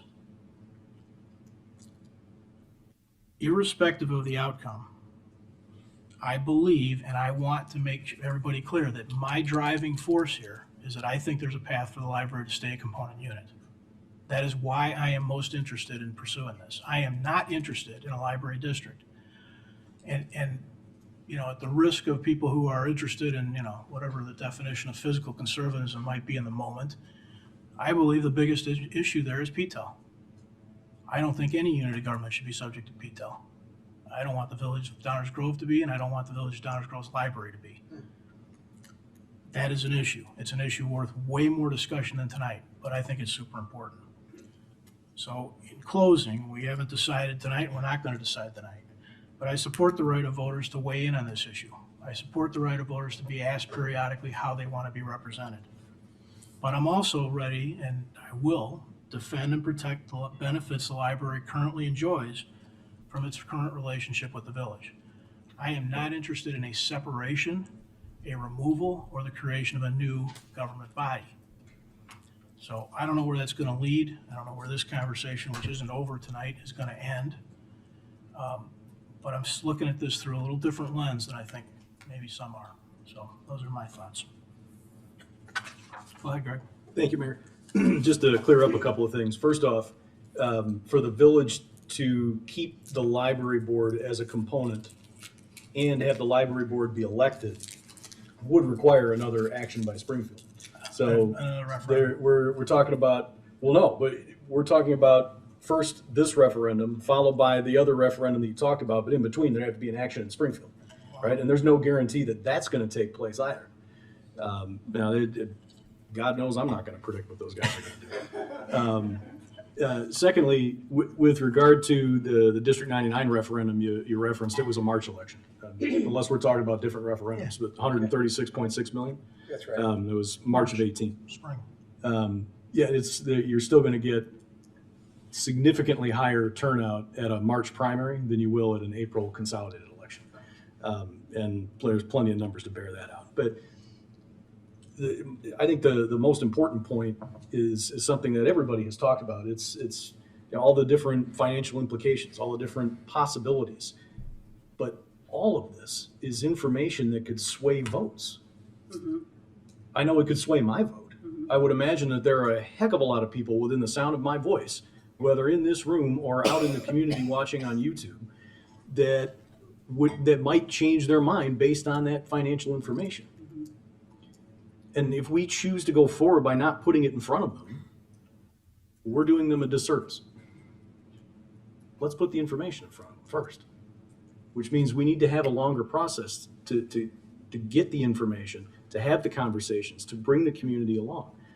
My problem is not with having the conversation. It's not with ultimately posing the question to the community. If that's where the council ultimately wants to go, great. By the time you get there, I hope I'm no longer up here because May, I'm gone. But I think we're doing the community a disservice if we don't give them all of that information so that they can make a truly informed decision. You're right about that process being unknown and uncertain. And that's part of, I think, what our struggle is. I don't know who said it. I think somebody up here said it. There's a little chicken and an egg here. And that is a concern. So the question is, how far do you want to go trying to hatch that egg if it turns out the community doesn't even want it? And that's where I think we've got a difference of opinion. Chris, I think you. Go ahead, Lizzie. Yeah, just one point to be made. Something that I've been advocating for since 2019 is to have more proactive community conversations around topics like this that are going to come up. Haven't had a lot of consensus from my colleagues, so that really hasn't happened beyond coffee with the council, but I've talked at length about how it can be really helpful when we're seeing a lot of these intense disagreements and like Commissioner Gilmartin said, wedge issues coming up. This isn't the first one, we dealt with it with our policing forum after the George Floyd murder. And I suggested that a better path forward might actually be to host a series of community conversations around topics that we know are important, that we may not have a lot of control over, but that we know the community wants to reflect on. In my opinion, that is a much more informative way to understand the nuances of what our public believes than a few word referendum on a ballot. And respectfully, I do understand that I have been elected with the 8 to 12% turnout in these elections, and I don't love that. If I had my way, which I don't, I would prefer to be elected in a November general election, because I think that's a much more representative population that is voting than unfortunately does happen in the municipals. And so I personally am not interested in putting more things on the ballot in those low turnout elections than we have to. And again, as I mentioned in my statements earlier, I am not trying to be critical of my colleagues because I think we have always maintained a really great professional relationship, and I think that folks are here for the right reasons. But let's take a look at ourselves. We aren't representative of this community. We are 7 cis hetero white people with 1 woman. We aren't that representative of what this community actually is. And I would argue that if you take a look at that front row at the Library Board of Trustees, they are. Because we realize, I think most folks that will run for office realize there is a little bit, at this level of office, you do have to think about the community at large. When you're talking about, a library trustee, there's a little bit of a difference, but I think that these are all, if you were to take this referendum question out of context and say, is this a good idea to have this conversation? Of course we would all agree with you, but we cannot put blinders on of everything else that this community and this library and people have endured and pretend like none of that exists. It does. And so we've heard from the Library Board of Trustees. We've gotten a huge volume and groundswell. I have heard from people that I've never met before and may never have a chance to meet. But that is why I am suggesting let's start at least with the conversation to repair the relationship between us and the Library Board of Trustees before we make any final decisions moving forward on where this can go, acknowledging that this will be a pretty huge lift. So even if we decide to do it, all that time that we spend with the Library Board of Trustees is not wasted. That is just improving community relations and relationships between us and a component unit of our government. That is a much better place to start, from a place of respect with one another, than to essentially go against the wishes and to blindside a group of folks that we all sat up here and appointed. So I just would encourage us to not put blinders on and look at this without the context and everything else surrounding it. And I fear that is what is happening a little bit here. And so I just wanted to point that out. I don't disagree that, you know, we should be having a couple preliminary conversations or getting some preliminary information from our voters. But I don't think that tossing another grenade at the library, you know, when we know that February, as was pointed out, February 20th, people are already going to start voting. I don't think that this is a good way of moving forward, and I don't think it is going to engender the type of respect that we want to have between our two boards. So that is all. Thank you. Anyone else for the evening on this one? Go ahead, Chris. Yeah, just a couple things, Mayor. So I think it's important to remember that the process by which we have appointed the more recent library board members is different than it was before. So this idea that there is no public input or transparency to it, I think is a little disingenuous. We all have connections into the community. There were a number of candidates that each of us recommended or had a voice in trying to get as part of the process. So if the idea of a transparency is to have a public interview of everybody who's wants to be on a board, I think our attendance to those is going to be way, way low. There's a reason why the process is the way it is. So I think the fact that now that it's changed to us as a council absolutely adds more transparency, absolutely adds 7 times, or I guess 6 times as much public input into that process, and more decision-making across those of us who have been elected. So I feel like, and this is the first that I'm hearing you, Mayor, talk about having sort of a elective board, but staying under the guidance of, or under the control or whatever it is of the village. I guess then it does sort of sound like there is an agenda to do this. This is not just a simple question to get the feedback from the public. Each of you who seem to support it are saying that there are problems with the library. We need to see those things fixed. And that doesn't feel like a simple question to get feedback from the public on how they feel about it. It's putting this over any conversation we might have. In fact, I think it's shutting conversations down. And Chris, what I said was that I have been regularly asked for many years, going on 2 decades, about why people couldn't elect their own people, and talk about any problems with the library.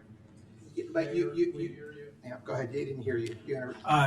I was disagreeing with my colleague about his characterization of my logic, in that I am not pointing any particular issues with the library.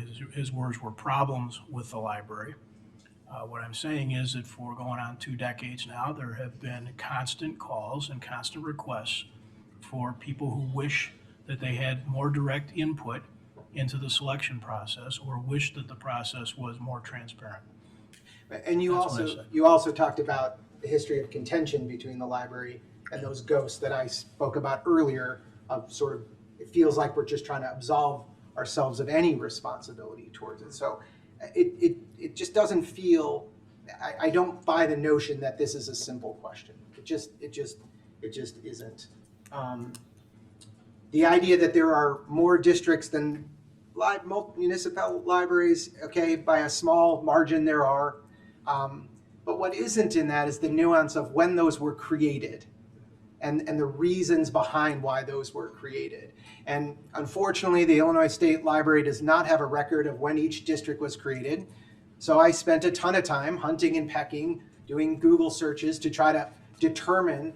And while I certainly did not search every library district, the information of every one, overwhelmingly these are well before 93, overwhelmingly. And I also want to make one other point, because in the council questions we got last time, there was a response from the Illinois State Library, about there being 1 or 2 library districts that happen every year, or conversion. I don't buy that. There is no, I need to see real data on that. It was a phone conversation, not blaming our staff. That's the information that was given to our staff over the phone. I didn't see it in any of the information that I analyzed, so I have trouble buying that. But there was an example given, which was Pittsfield, right? That was sort of the example of a recent library that went through a conversion process. And the article that was shared stated that there would be no change in service to the public on it, which to me was sort of a piece to say, it's not a big deal. There's going to be no change. So I called Sarah Rudd, the library director in Pittsfield, Illinois, which I think is just outside of Champaign, and had a conversation with her. And I asked her, why the conversion, given the tax capping and all the things hoops that you'd have to go through. And her response to me was that they don't have the same relationship that we had. I described sort of our, the things we cover for them, how we handle all those operational services, all that stuff. They had none of that. In fact, sorry, Pittsfield Council, but they were forgetting to levy for the library from time to time and doing increases. So that situation, I just want to make sure is clear. If that's, the council, we asked those questions, that situation is very, very different from this. And from what I could tell, reading way more library history pages that I ever thought I would, most of the conversion had nothing to do with electability or anything like that. It had to do with annexing a library that was nearby, I think again, most of it was before, so they had to figure those things out. It had very little to do with electability. I think this is sort of a red herring to say the only way we get accountability, the only way we get representation is by having an elected board. I think that's one of 1,000 ways we could look at this. Let's not start with a referendum question that sort of blows up the other 999.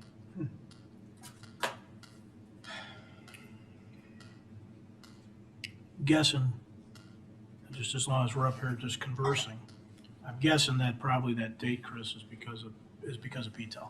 Yeah, of course. Which is why I'm trying to be very clear that I don't think the proper course forward is a creation of a district.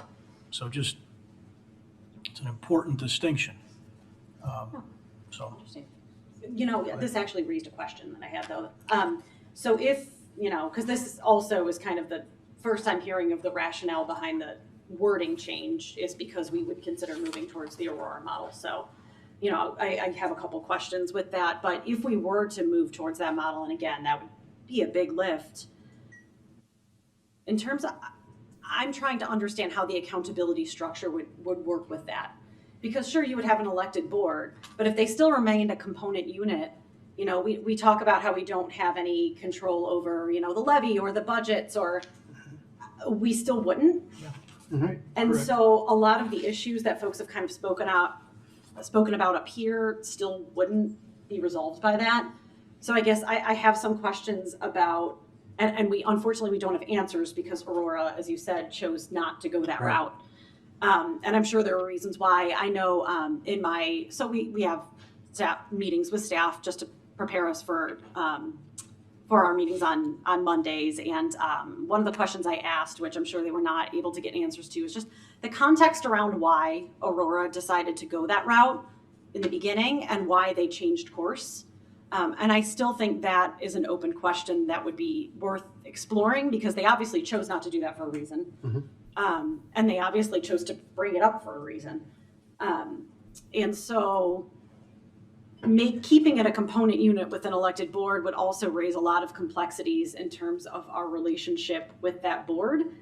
And I would have some concerns that perhaps we would have more conflicts when it comes to budget and some of those other items. And so, again, I think these are conversations that would be worth having before we put anything on a ballot so that the community can actually understand what that would even begin to look like. Leslie, I wonder if there's an organization in town that might know a thing or two about that.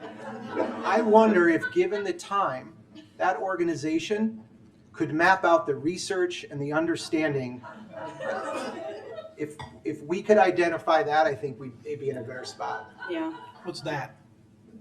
that organization No, what's that question? that could understand help us research the nuances, that go to, like Sarah Rudd of Pittsfield, went to conferences, is educated in the way these things work, took feedback from not only her peers, but the community, did more research on it than we will ever have an opportunity to do, and presented what that option was. There is an assumption, I believe incorrectly, that the library would just simply go against this.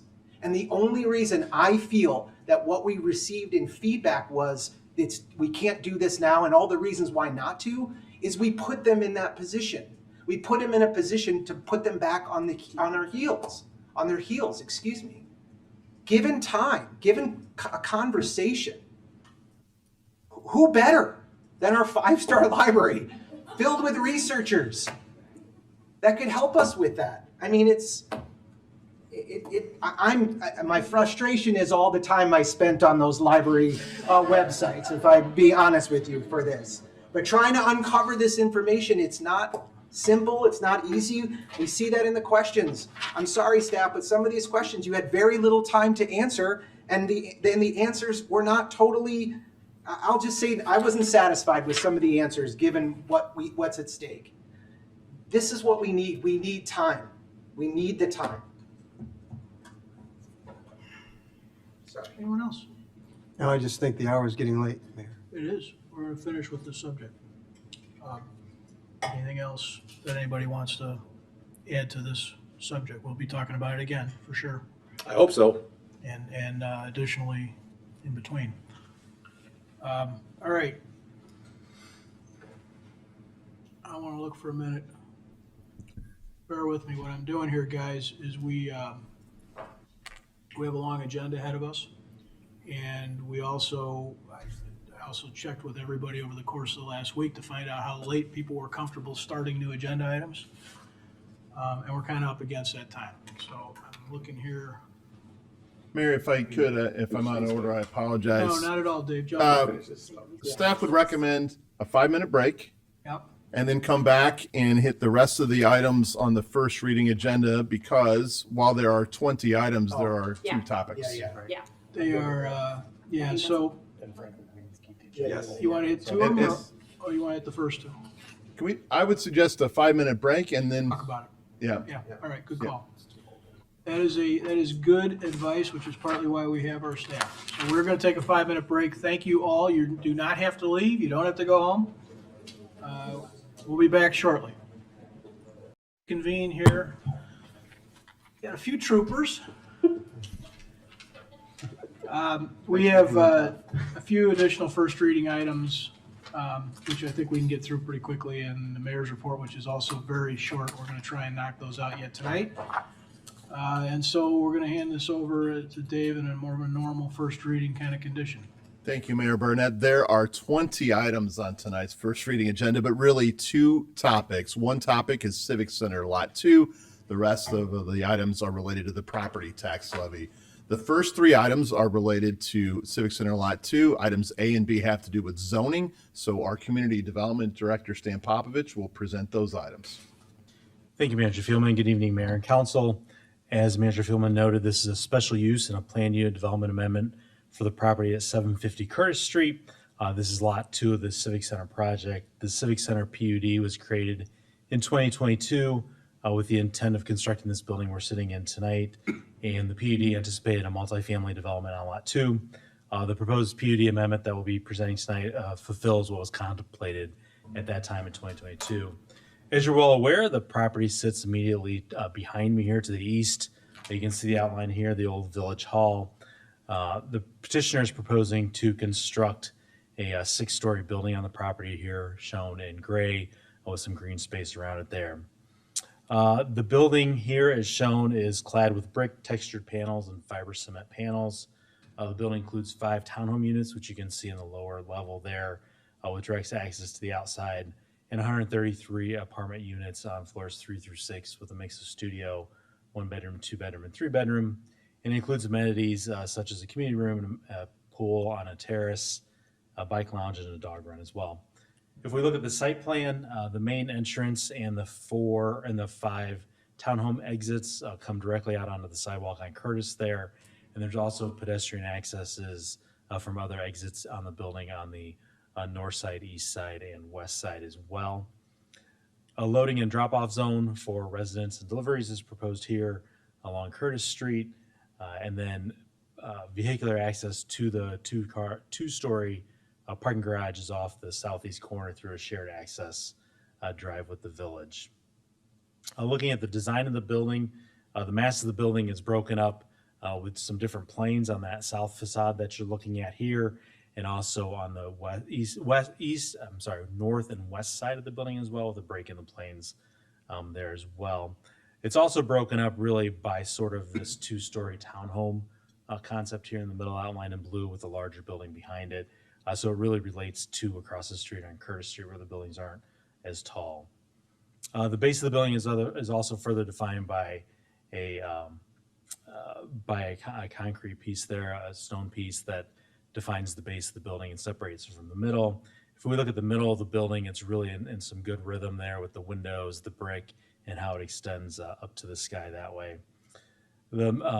Additionally, the middle of the building does differentiate itself from the top by a horizontal cast stone element here outlined in yellow where the brick is. And then the middle of the building also has some protruding balconies. The roof line is an expression of form and ties the whole building together as it moves up to the sky there, and some different planes moving upward. The proposal is consistent with the comprehensive plan. The site's within the downtown focus area. The development's pedestrian oriented, has quality architecture. It's in the downtown edge sub-area, which talks about having greater density to facilitate an energetic downtown. This does contribute to the mix of use in the downtown, and it also complies with comp plan recommendations to provide multifamily near transit and significant activity centers, which I think we can all agree upon is the downtown. The Planning and Zoning Commission, I got that right tonight, so I'm happy about that, the new name change.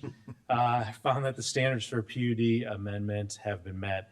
Also, the special use standards were met, and they recommended approval at the November 4th meeting. I'm happy to answer any questions. We also have the petitioner here with us tonight as well, and he can answer any questions as well. Thank you, Mayor. Dan. Any comments or questions from the audience on this item? Okay, comments or questions from the council?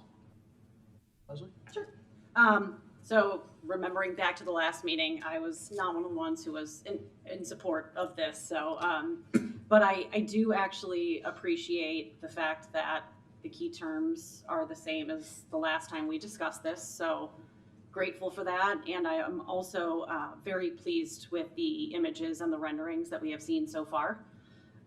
They really do provide a nice step down on that. Yeah, as we get to Curtis there, knowing that there are single family homes across the street. And so I am much more interested in supporting this moving forward, knowing that we are getting a little bit closer to the building and the look that we were going for in the very beginning. So very pleased with this amendment and the fact that all of those key terms are kind of stable. So that's all I have to say. Thank you, Mayor. Thank you. Anyone else? Greg? Thank you, Mayor. I think the special use and PUD applications meet all the standards. I like the look of the building. I like the proposed renderings from the beginning when we started looking at different RFP responses some time ago. My concern is with a number of the people who will be constructing the building for reasons that I have previously exhaustively detailed. So I won't go into them here, but while I have no problem with the rezoning and the PUD, I will be voting against the redevelopment agreement. Thank you, Mayor. Thank you. Others? Martin? Not to repeat what others have said, but first of all, excellent job in negotiation and contract drafting. I'm also pleased to see all the terms that we were looking for to be reflected in this point of the documentation. Both the PUD request and the special use request are clearly satisfied. I won't go through all the terms, it's too late for that. although it's particularly helpful when we are involved in encouraging the project to say that it is consistent with an objective that we find to be beneficial to the community. So this is a little bit different than some other things that come to us. We're actually kind of involved in this one. So on all three of those items, I'm very pleased and plan to support it. Thank you. Thank you. Anyone else? Mike? Yeah, I also intend to support this. All the standards have been met, and really pleased to see that what came back to us here hasn't been substantially changed, stripped down, or any, nothing's been pulled away from this.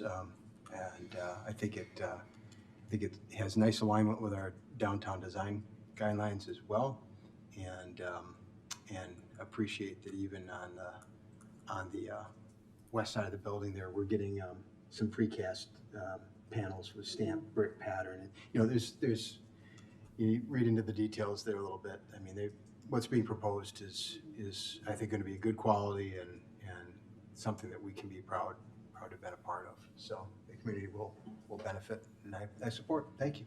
Thank you. Chris, go I just ahead. had a question on the sub edge. Is that what is that? Is that a land use classification?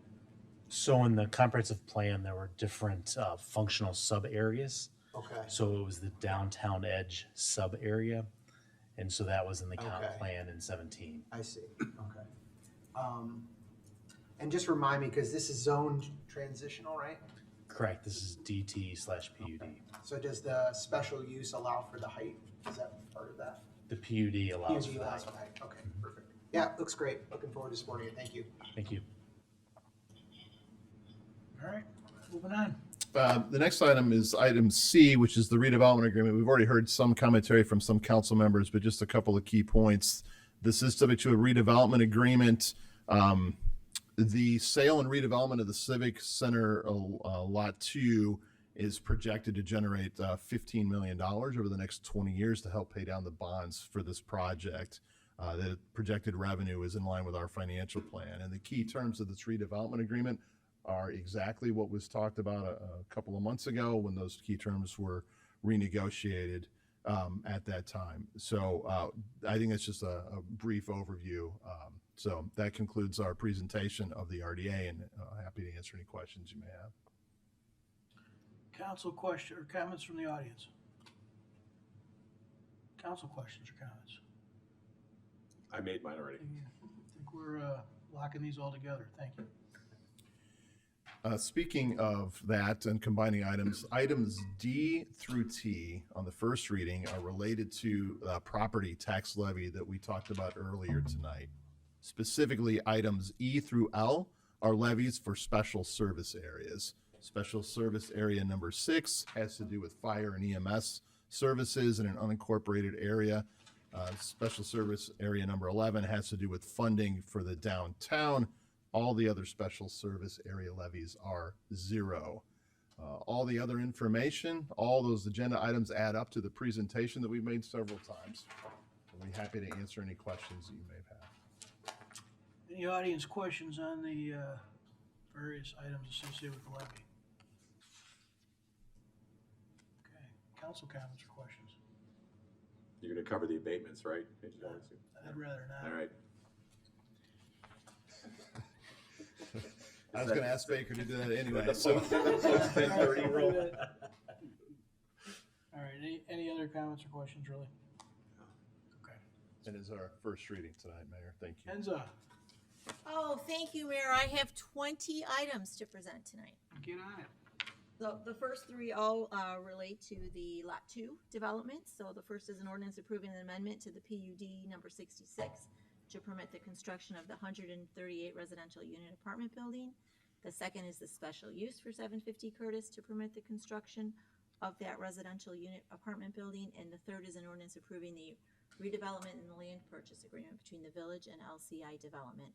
The remaining 17 items all relate to the tax levy, the abatements, and they were all on the screen. So if you have any questions, if you'd like me to read all 17 of them, I'm happy to do that. But Hey, I read all those numbers.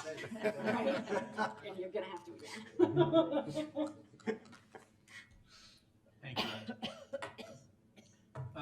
We have another item on the agenda tonight, the mayor's report.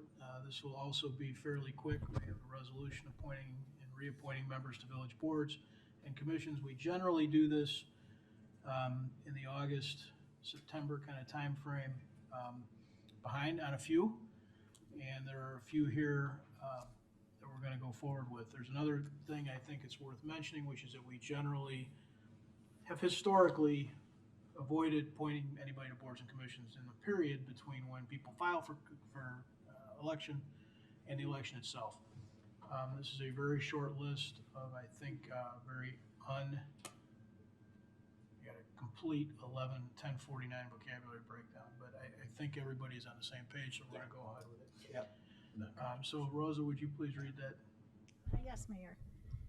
A resolution appointing members to village boards and commissions, whereas Mayor Barnett has made the following appointments to village boards and commissions. Now therefore be it resolved that the Village Council of the Village of Downers Grove does hereby confirm the following appointments. Stormwater and Floodplain Oversight Committee, appoint Teresa Raup to a 3-year term expiring August 31st of 2027. Community Events Commission, appoint Michelle Lytle to a 1-year term expiring August 31st of 2025. Planning and Zoning Commission, appoint Janine Eberhart to a 3-year term expiring August 31st of 2027. That is all. Thank you, Rosa. Anybody want to move that? Mayor, I move to adopt the resolution as presented. Second. Any additional comments or questions from anybody? Welcome to the team. Yep. Welcome to the team, and thank you to those folks for being willing to serve. We do appreciate it. Ditto, although there's one thing I have to add is, of course, the name for that practice that we have of not appointing people during that window between filing and an election, of course, is known as the Marilyn Schnell rule. We have to give credit where credit is due. Okay. Indeed. Thank you, Martin. Rosa, would you please call the roll? Commissioner Jose? Aye. Commissioner Sadowski-Fugit? Aye.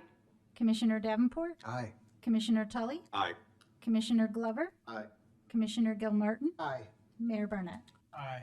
That motion passes unanimously. We are going to forego the manager's report, but councilmen report out, so let's still hit on that. Anybody have anything they want to add? Let's start with Mike.